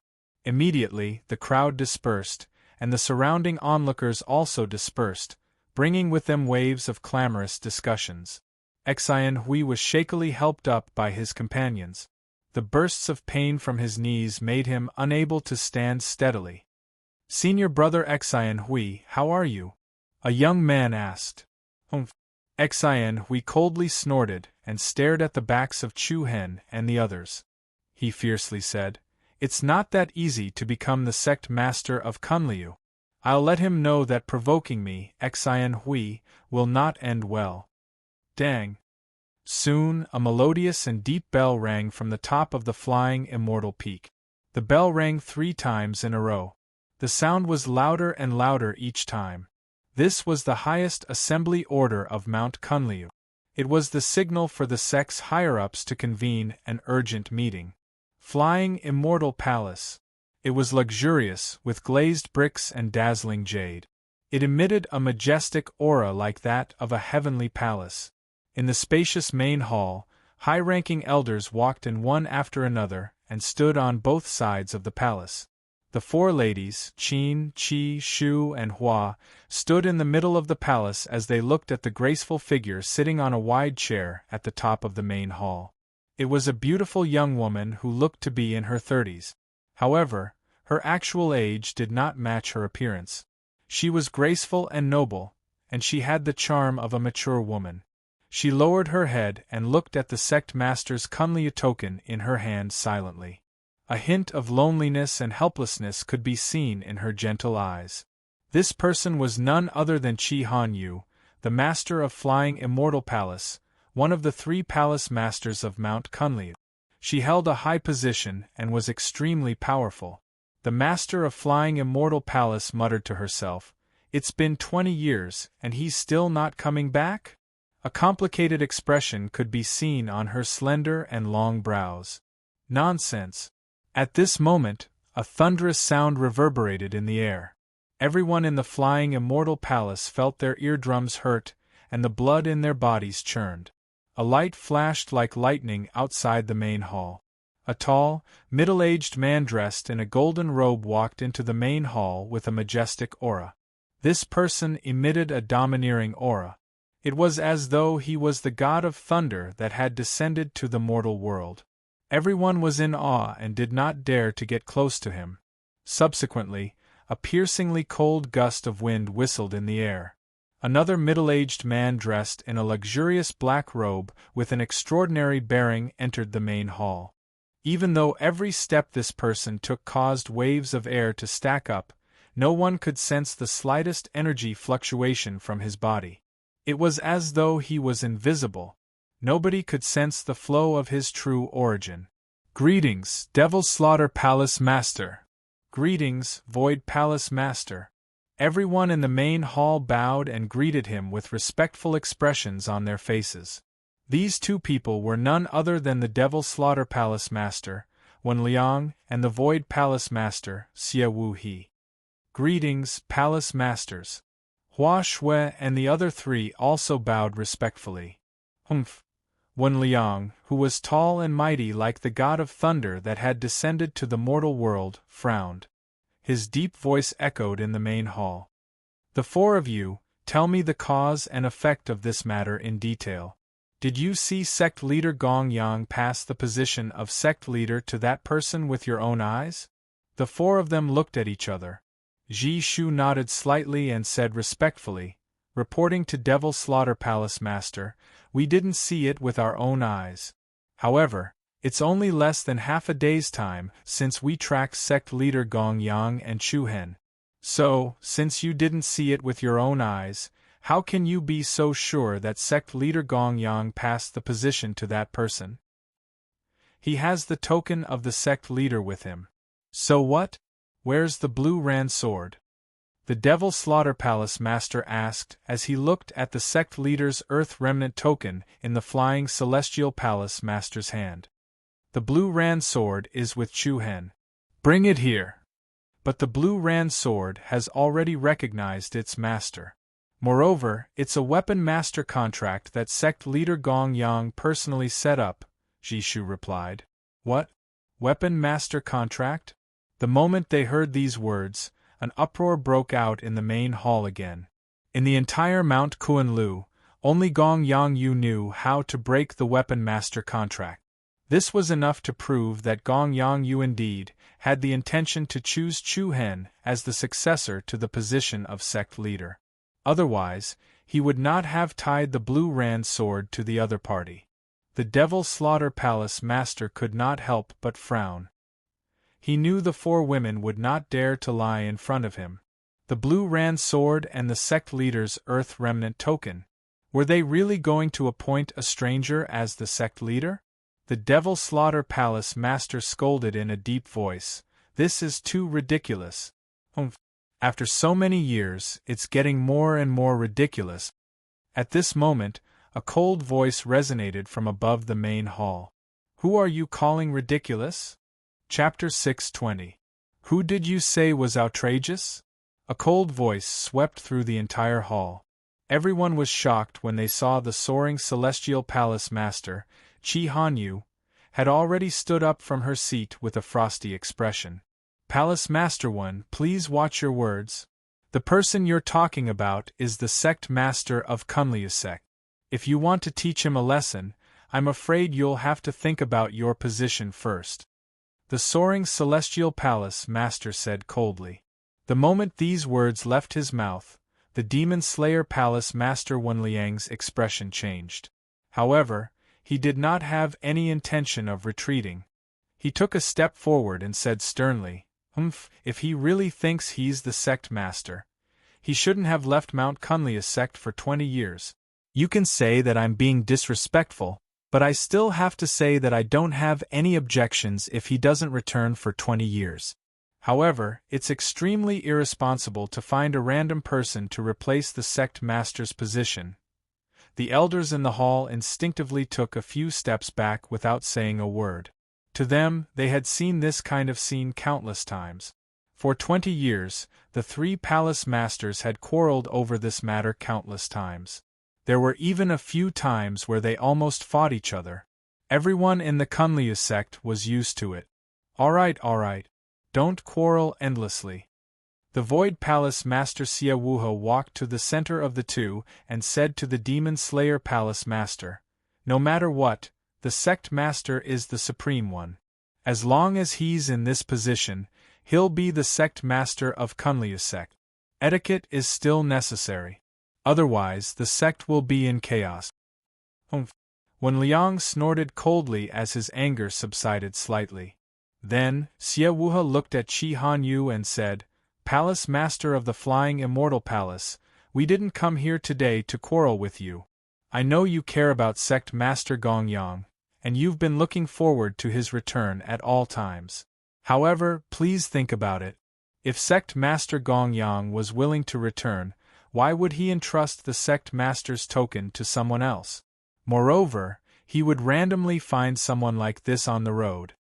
The Void Palace Master's words gained the tacit approval of many elders.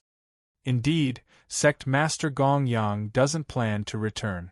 Sigh. It's been 20 years. Hope has finally turned into despair. Everyone shook their heads and sighed. Many people felt that it was a pity. Chi Hanyu's expression turned frosty as she replied coldly, So what do you think we should do?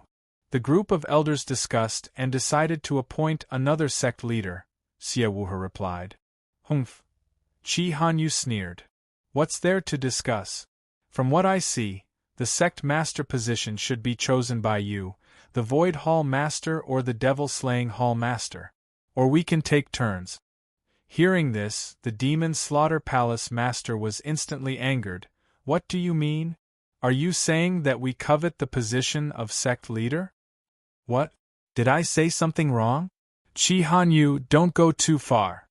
Since you don't want to be the sect leader, then do as sect leader Gongyang says. Dream on. When Liang was furious, he secretly cursed this woman for being unreasonable.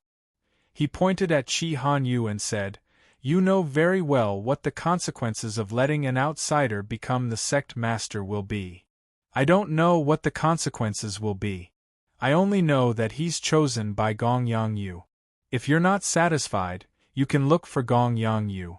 Chi Hanyu's words seemed to be filled with the element of acting out of spite. She was tired. She was really tired. It seemed like she did not want to care about these trivial matters anymore. She only wanted to complete the last task that Gongyang Yu had given her. She did not care about anything else. However, at the same time, the two palace masters, Wen Liang and Xie Wuhe, would definitely not allow an outsider of unknown origin to become the sect master. Even if they agreed, the entire Mount Kunlu would not agree. If news of this spread out, it would be a joke. That person is neither famous nor strong. Moreover, we don't know much about him. There are many geniuses in Mount Kunlu, and those with extraordinary talent can be found everywhere. If we want to elect a new sect leader, Nangong Hao from the Devil-Slaying Hall or Lung Lingyan from the Void Hall are more suitable to be the new sect leader. Xie Wuhe, the Void Hall master, said. All the elders nodded their heads in agreement. The Void Hall master is right. Both of them are top-notch in terms of innate talent, cultivation base, and leadership ability. I suggest we choose one of them as the successor of the sect leader. I agree as well. But what about the blue Ran sword? Everyone looked at Qi Hanyu, the master of the Flying Celestial Palace, for advice. The blue Ran sword was the sword of the sect leader. It was a symbol of power. The wielder of the sword would definitely be the sect leader of Mount Kunlu. However, Gong Yongyu had forced the blue Ran sword to acknowledge Chu Hen as its master through the weapon master's contract. Unless Gong Yongyu personally broke the contract or Chu Hen died, the contract would not be broken. That's simple. Throw the blue Ran sword into the Flying Celestial Grand Formation and it'll forcefully sever the bloodline connection, Wen Liang, the master of the Devil-Slaying Hall, said. However, upon hearing this, Qin, Qi, Shu, Hua, and Qin's expressions changed drastically. Palace Master, please take back your order. Ji Shu was the first to speak up. The Flying Celestial Formation is extremely powerful. If the Weapon Master's contract is forcefully broken, Chu Hen's bloodline will definitely be damaged. It's hard to say if he'll be able to keep his life, but it will definitely affect his future cultivation. This is very unfair to him. That's right, Hallmaster. We've been following Chu Hen for 2 years. He's definitely not who you think he is, Hua Shui quickly pleaded as well. Those who achieve great things don't bother with trifles. Someone has to be sacrificed. As for helping us bring back the blue Ran sword and sect leader token, we will reward him handsomely. If something really happens to him, we will naturally compensate him. Wen Liang said in a deep voice. In his opinion, a mere Chu Hen was not enough to attract his attention. Although doing so would harm Chu Hen, compared to the blue Ran sword and the future sect leader, sacrificing an outsider was not a big deal. Hall Master of the Flying Celestial Hall, seeing that they could not persuade Wen Liang, the 4 ladies quickly looked at Qi Hanyu for help. Qi Hanyu looked up coldly. She did not want to quarrel with Wen Liang and Xie Wuhe anymore. She waved her hand and said, "That's it for today. Don't touch that child for now. Otherwise, no one will be able to become the sect leader of Mount Kunlu." Her cold words exuded an endless noble and majestic aura. Although Qi Hanyu was a woman, she did not lose to the other 2 hall masters in any aspect of strength. Everyone knew what would happen if they offended her, so they did not say anything else. When Liang waved his hand and turned to leave, Xie Wuhe did not say anything else and left as well. At this time, everyone knew that the entire Mount Kunlu would not allow an outsider to become their sect leader. The sect was cruel and only the strong were respected. Especially for a big sect like Mount Kunlu, the waters were even deeper. The open and secret fights between the 3 halls would only become more and more intense. And Chu Hen was very likely to become a sacrifice in this fight for the sect leader's position. All the elders left the hall with a tacit understanding.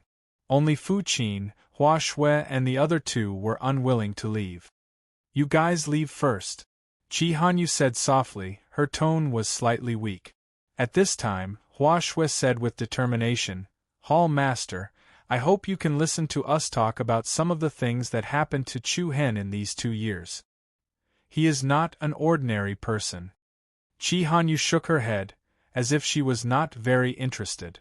Hua Shui continued, Hall Master, even if you don't believe us, you should believe in sect leader Gong Yang.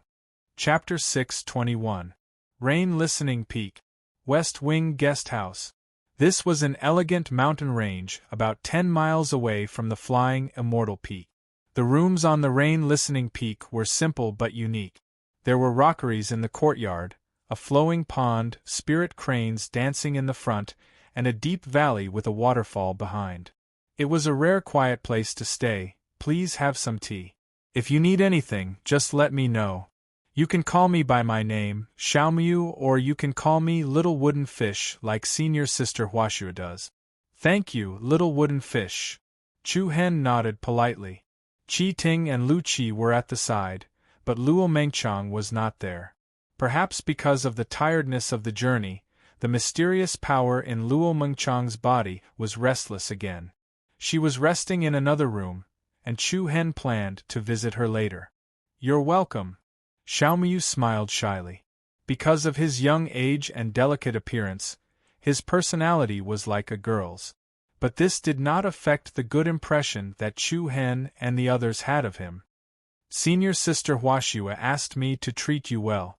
By the way, Brother Chu Hen, are you really the new sect master of Mount Kunliu? Xiaomiu still did not quite believe it. Chu Hen smiled. Maybe. Oh.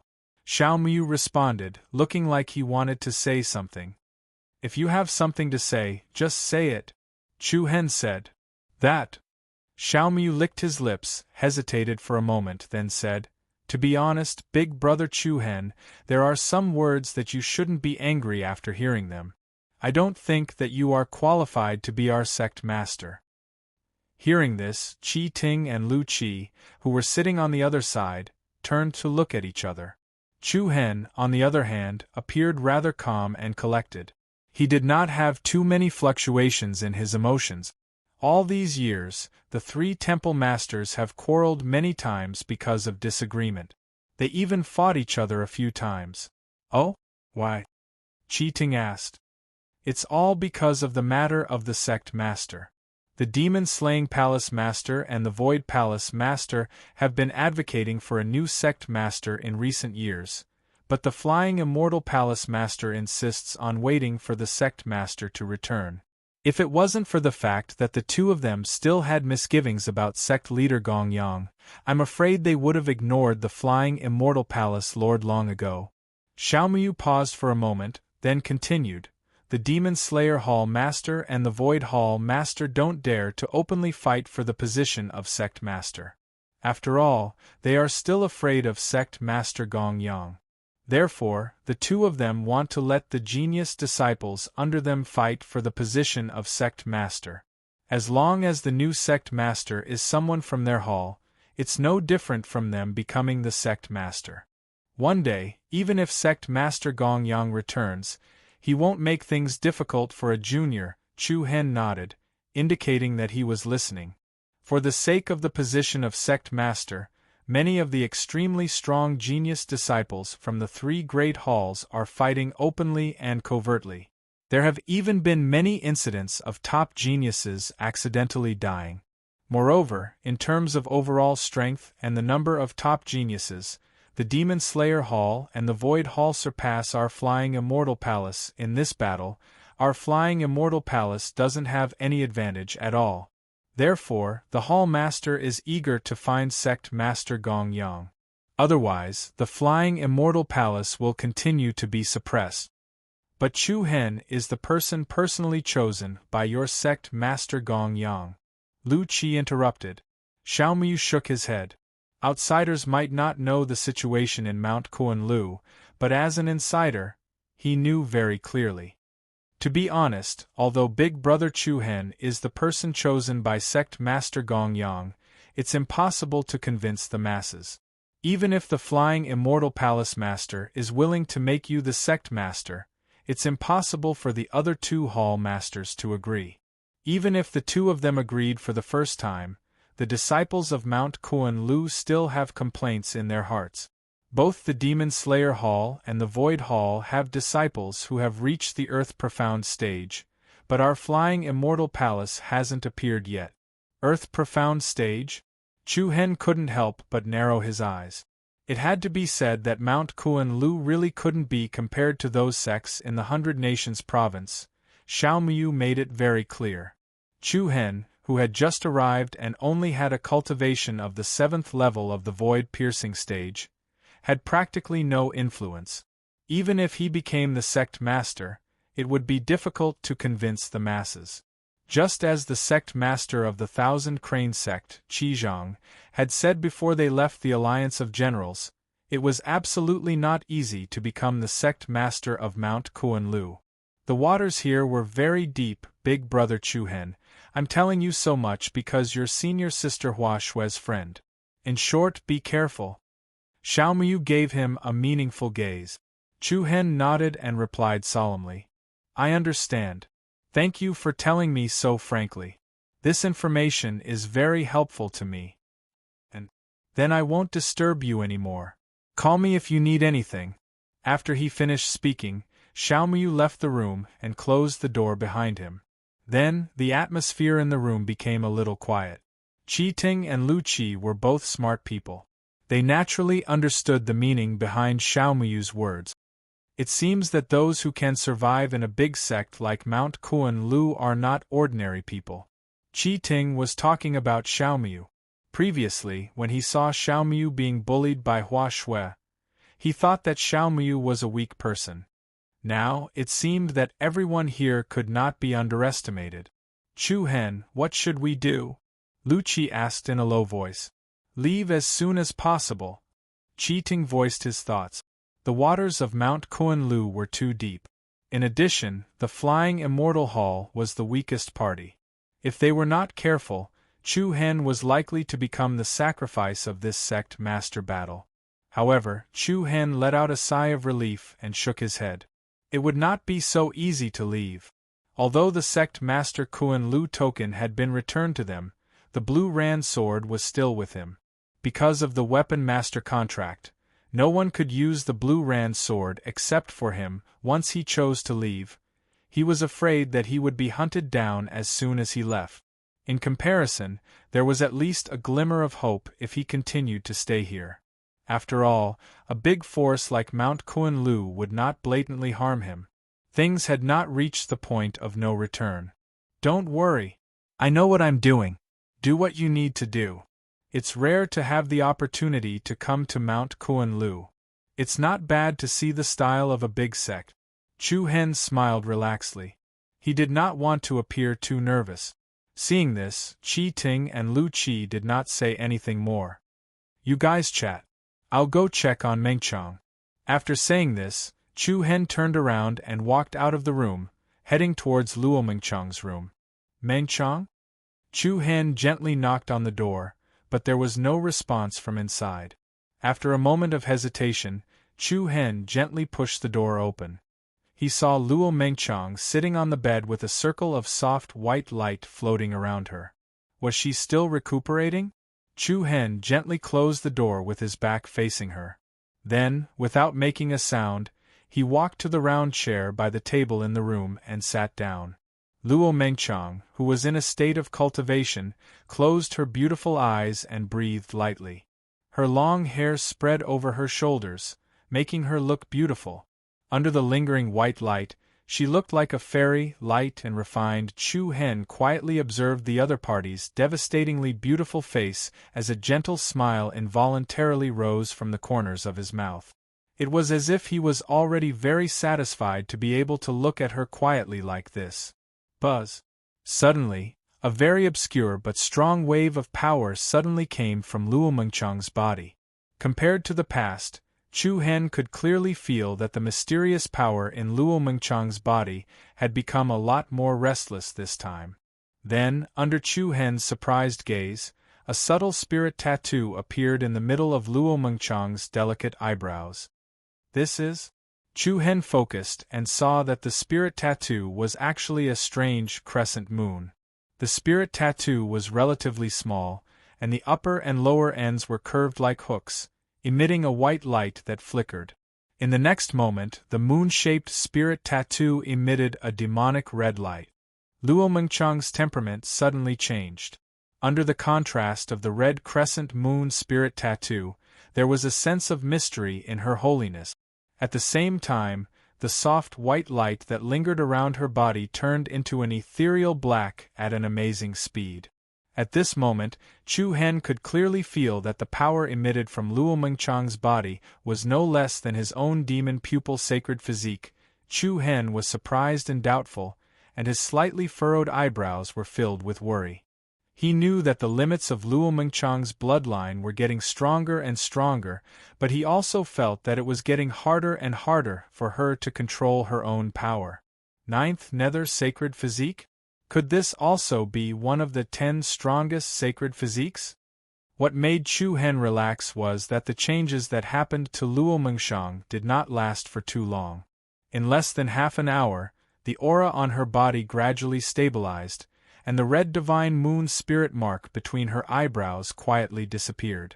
The illusory black light outside her body was once again replaced by a holy white light. Chu Hen let out a sigh of relief, then got up, walked to the window, and gently opened it. A gust of fresh mountain spirit air blew into his face. At this moment, the sky outside had already darkened, and the sky was densely covered with stars, dotted with bright stars. The vast and mysterious endless stars were like the people of this boundless continent. Some were brilliant and dazzling, while others were gloomy and mediocre. A silver light flashed in Chu Hen's eyes, and he softly muttered, "It's time to cultivate the 4th chapter of the 7-star sacred scripture." In the blink of an eye, it was already the second half of the night. It was completely silent, and only the sounds of insects could be heard in the distant mountain stream. The night of Mount Kunliu was still very peaceful. After all, there was a defensive boundary formation, and if a stranger broke in, it would alert the experts inside. Thus, there was no need to worry about unscrupulous people causing trouble here. Just as Chu Hen was standing in front of the window, reviewing the 4th chapter of the 7-star sacred scripture, a pair of soft, boneless hands suddenly covered his eyes from behind. "I caught a bad guy who broke into a girl's boudoir at night. Tell me honestly, what are your intentions?" Chu Hen smiled, pretending to be afraid, and said, "I was too careless, leaving my back to the enemy. Please spare my life, Mississippi." "Humph, you don't look like a good person, why should I spare you? Outside the window is a 1,000-foot cliff, jump down yourself." "So ruthless?" "Of course. All right." As soon as Chu Hen finished speaking, he suddenly turned around and picked Luo Mengchang up. "Haha, if I'm going to jump, I'm going to drag you down with me." Luo Mengchang, who was caught off guard, was directly embraced by him. Her pretty face blushed, and she patted his shoulder lightly. "Put me down." "I don't want to." Chu Hen looked at her naughtily. Their eyes met, and the tips of their noses almost touched. "I'll let you go after a kiss. Then you have to keep your word." Luo Mengchang pouted, and her beautiful eyes were like water. "When have I, Chu Hen, ever gone back on my word?" Luo Mengchang pursed her small mouth, then gently moved forward, and pressed her cherry lips against Chu Hen's mouth. Chu Hen accepted her gentleness without hesitation. His teeth nibbled on her red lips, and they rubbed against each other. Then, his tongue pried open Luo Mengchang's pearly white teeth, found her small tongue, and intertwined. Chu Hen picked up Luo Mengchang and pressed her down on the bed. Luo Mengchang's cheeks were red, and her eyes were watery. She gently pressed her hands against Chu Hen's chest. "I'm done kissing you, let go of me. I didn't say I'd only kiss you once." A naughty smile appeared in Chu Hen's eyes. After saying that, he gently kissed her cherry lip. At the same time, Chu Hen's hands roamed around Luo Mengchang's exquisite and perfect body. Luo Mengchang's breathing became heavier, and her eyes became a little blurred. However, at this moment, the melodious sound of a flute suddenly entered their ears. This flute sound was especially ethereal and crisp, and it had a strong penetrating power. In the dark night, the sudden sound of the flute was beautiful and pleasant to listen to. Moreover, it had an irresistible charm. Chu Hen and Luo Mengchang involuntarily stopped. Chu Hen looked at her, and saw that Luo Mengchang's eyes had become clear again, and her heavy and chaotic breathing had also calmed down. She quietly stared at Chu Hen's eyes, and listened to the ethereal flute sound. Her red lips parted slightly, and she murmured. Chapter 622. Someone is calling me. Listening to the ethereal and beautiful mysterious sound of the flute, Luo Mengchang softly said such a sentence. Chu Hen looked at her with some confusion. The two of them were so close to each other. He stared at Luo Mengchang, who was pressed under his body. Her moving beauty would definitely make any man unable to control the flames of passion in his heart. However, the sound of the flute coming from outside had a strong penetrating power, going straight into the heart and into the soul. The other party seemed to be stopping Chu Hen from doing so. "Who is it?" Chu Hen asked softly. Luo Mengchang shook her head blankly and opened her red lips slightly. "I don't know, but I can tell that the person wants me to go out. Do you want to go?" "Yes." Luo Mengchang nodded. For some reason, she could not resist the mysterious sound of the flute. It was as if an invisible hand was pulling her heart and asking her to go out. "Okay." Chu Hen agreed and then let go of her. At this time, Luo Mengchang hugged Chu Hen's neck and got up to leave a light kiss on his lip. Her beautiful eyes were filled with gentle ripples as she whispered in Chu Hen's ear, "Can we wait until next time?" Chu Hen smiled and a glimmer of pity flashed in his eyes. He immediately nodded and helped her up. "Let's tidy up. I'll go out with you to take a look." "Okay." Luo Mengchang readily agreed. She then tidied up the wrinkled dress on her body and combed her messy hair. Then the two of them went out of the room together. Late at night, Mount Kunliu was quiet and there was no one around. However, the melodious sound of the flute continuously flowed into the ears of the two of them. The ethereal sound was like the night breeze from a deep place, calming one's heart. Chu Hen and Luo Mengchang kept following the direction of the sound of the flute. However, what was strange was that the mysterious sound of the flute seemed to only be directed at the two of them. As for the other people in Mount Kunliu, they were not alarmed at all. The two of them became more and more confused. Who exactly was summoning Luo Mengchang? The sound came from over there. Luo Mengchang pointed in a direction. There was a bridge that was over 1,000 feet long. It was connected to both sides by heavy black chains, and the middle was paved with thick wooden planks. On the opposite side of the bridge was a giant peak with broken walls.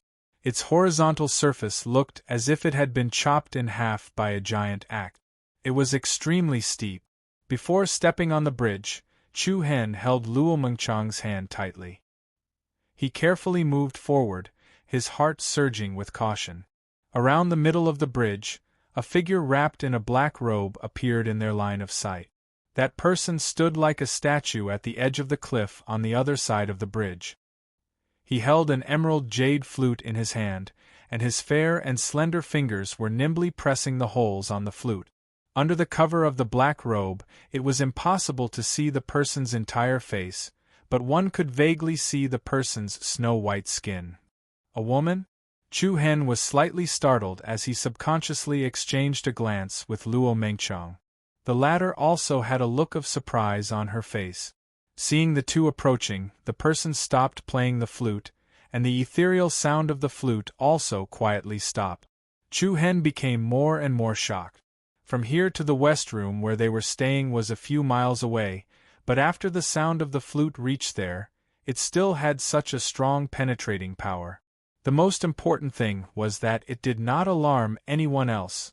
The mysterious person in front of him was terrifyingly strong. This was the first feeling that arose in Chu Hen's heart after he walked across the bridge and saw the other person up close.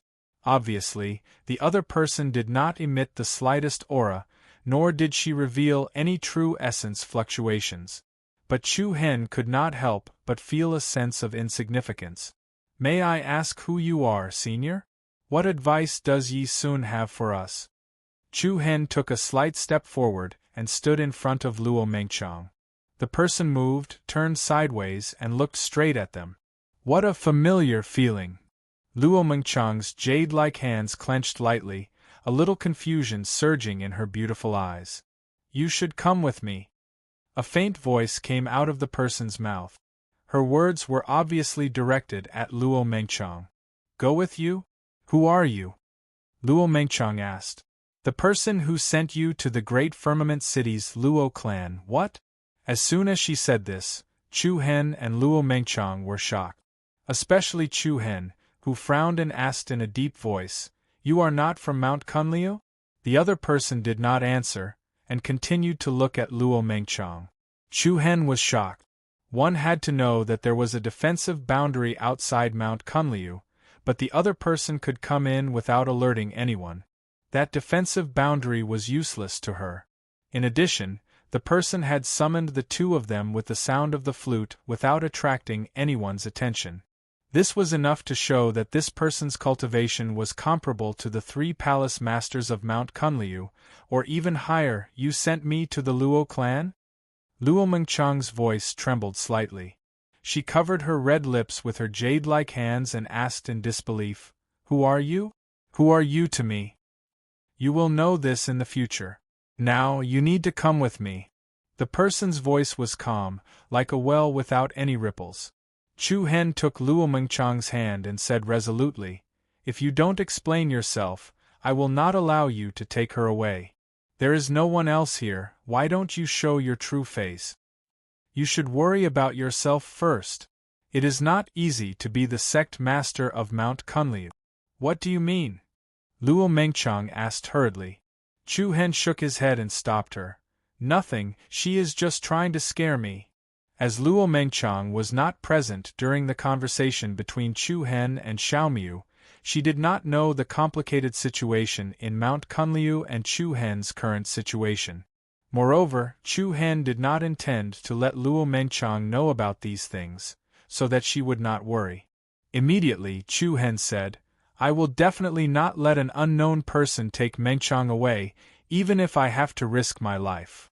You can't stop me, the other person replied calmly. It was just a simple sentence, but the formless aura that emanated from the other party's body made it hard for anyone to resist it. A strange sense of awe surged into his heart. Chu Hen's expression changed again, and he was shocked again and again. He suddenly realized that he did not even have the courage to make a move at this moment. There was clearly no pressure from the aura, and there was no fluctuation of true essence. It was just a simple sentence, but it instantly made him feel insignificant, and he immediately received the signal of failure. Just as Luo Qiong had said in Taishao City, when the mysterious person brought a baby girl to the Luo family for adoption, they did not even have the courage to refuse. Too strong. It was as if a single thought from the other party was enough to destroy them. Don't hurt Chu Hen. Luo Mengchang looked at the person and said with determination, I will not go with you. Just because of him? The mysterious person pointed at Chu Hen and said, Yes. Don't you want to know about your past? Luo Mengchang's delicate body trembled slightly, and she bit her red lips with her silver teeth, then shook her head. I want to, but I will not leave him. When Chu Hen heard this, he felt a warm current flow through his heart, and he was very touched. He did not want Luo Mengchang to leave, but he also wanted to understand the mystery of her past. However, the mysterious person's next words surprised the two of them. If it wasn't for the fact that your life was in danger, I would not have appeared so early. What did you say? Chu Hen's eyes were wide open, and he frowned as he stared at the other party, trying to see through the black robe.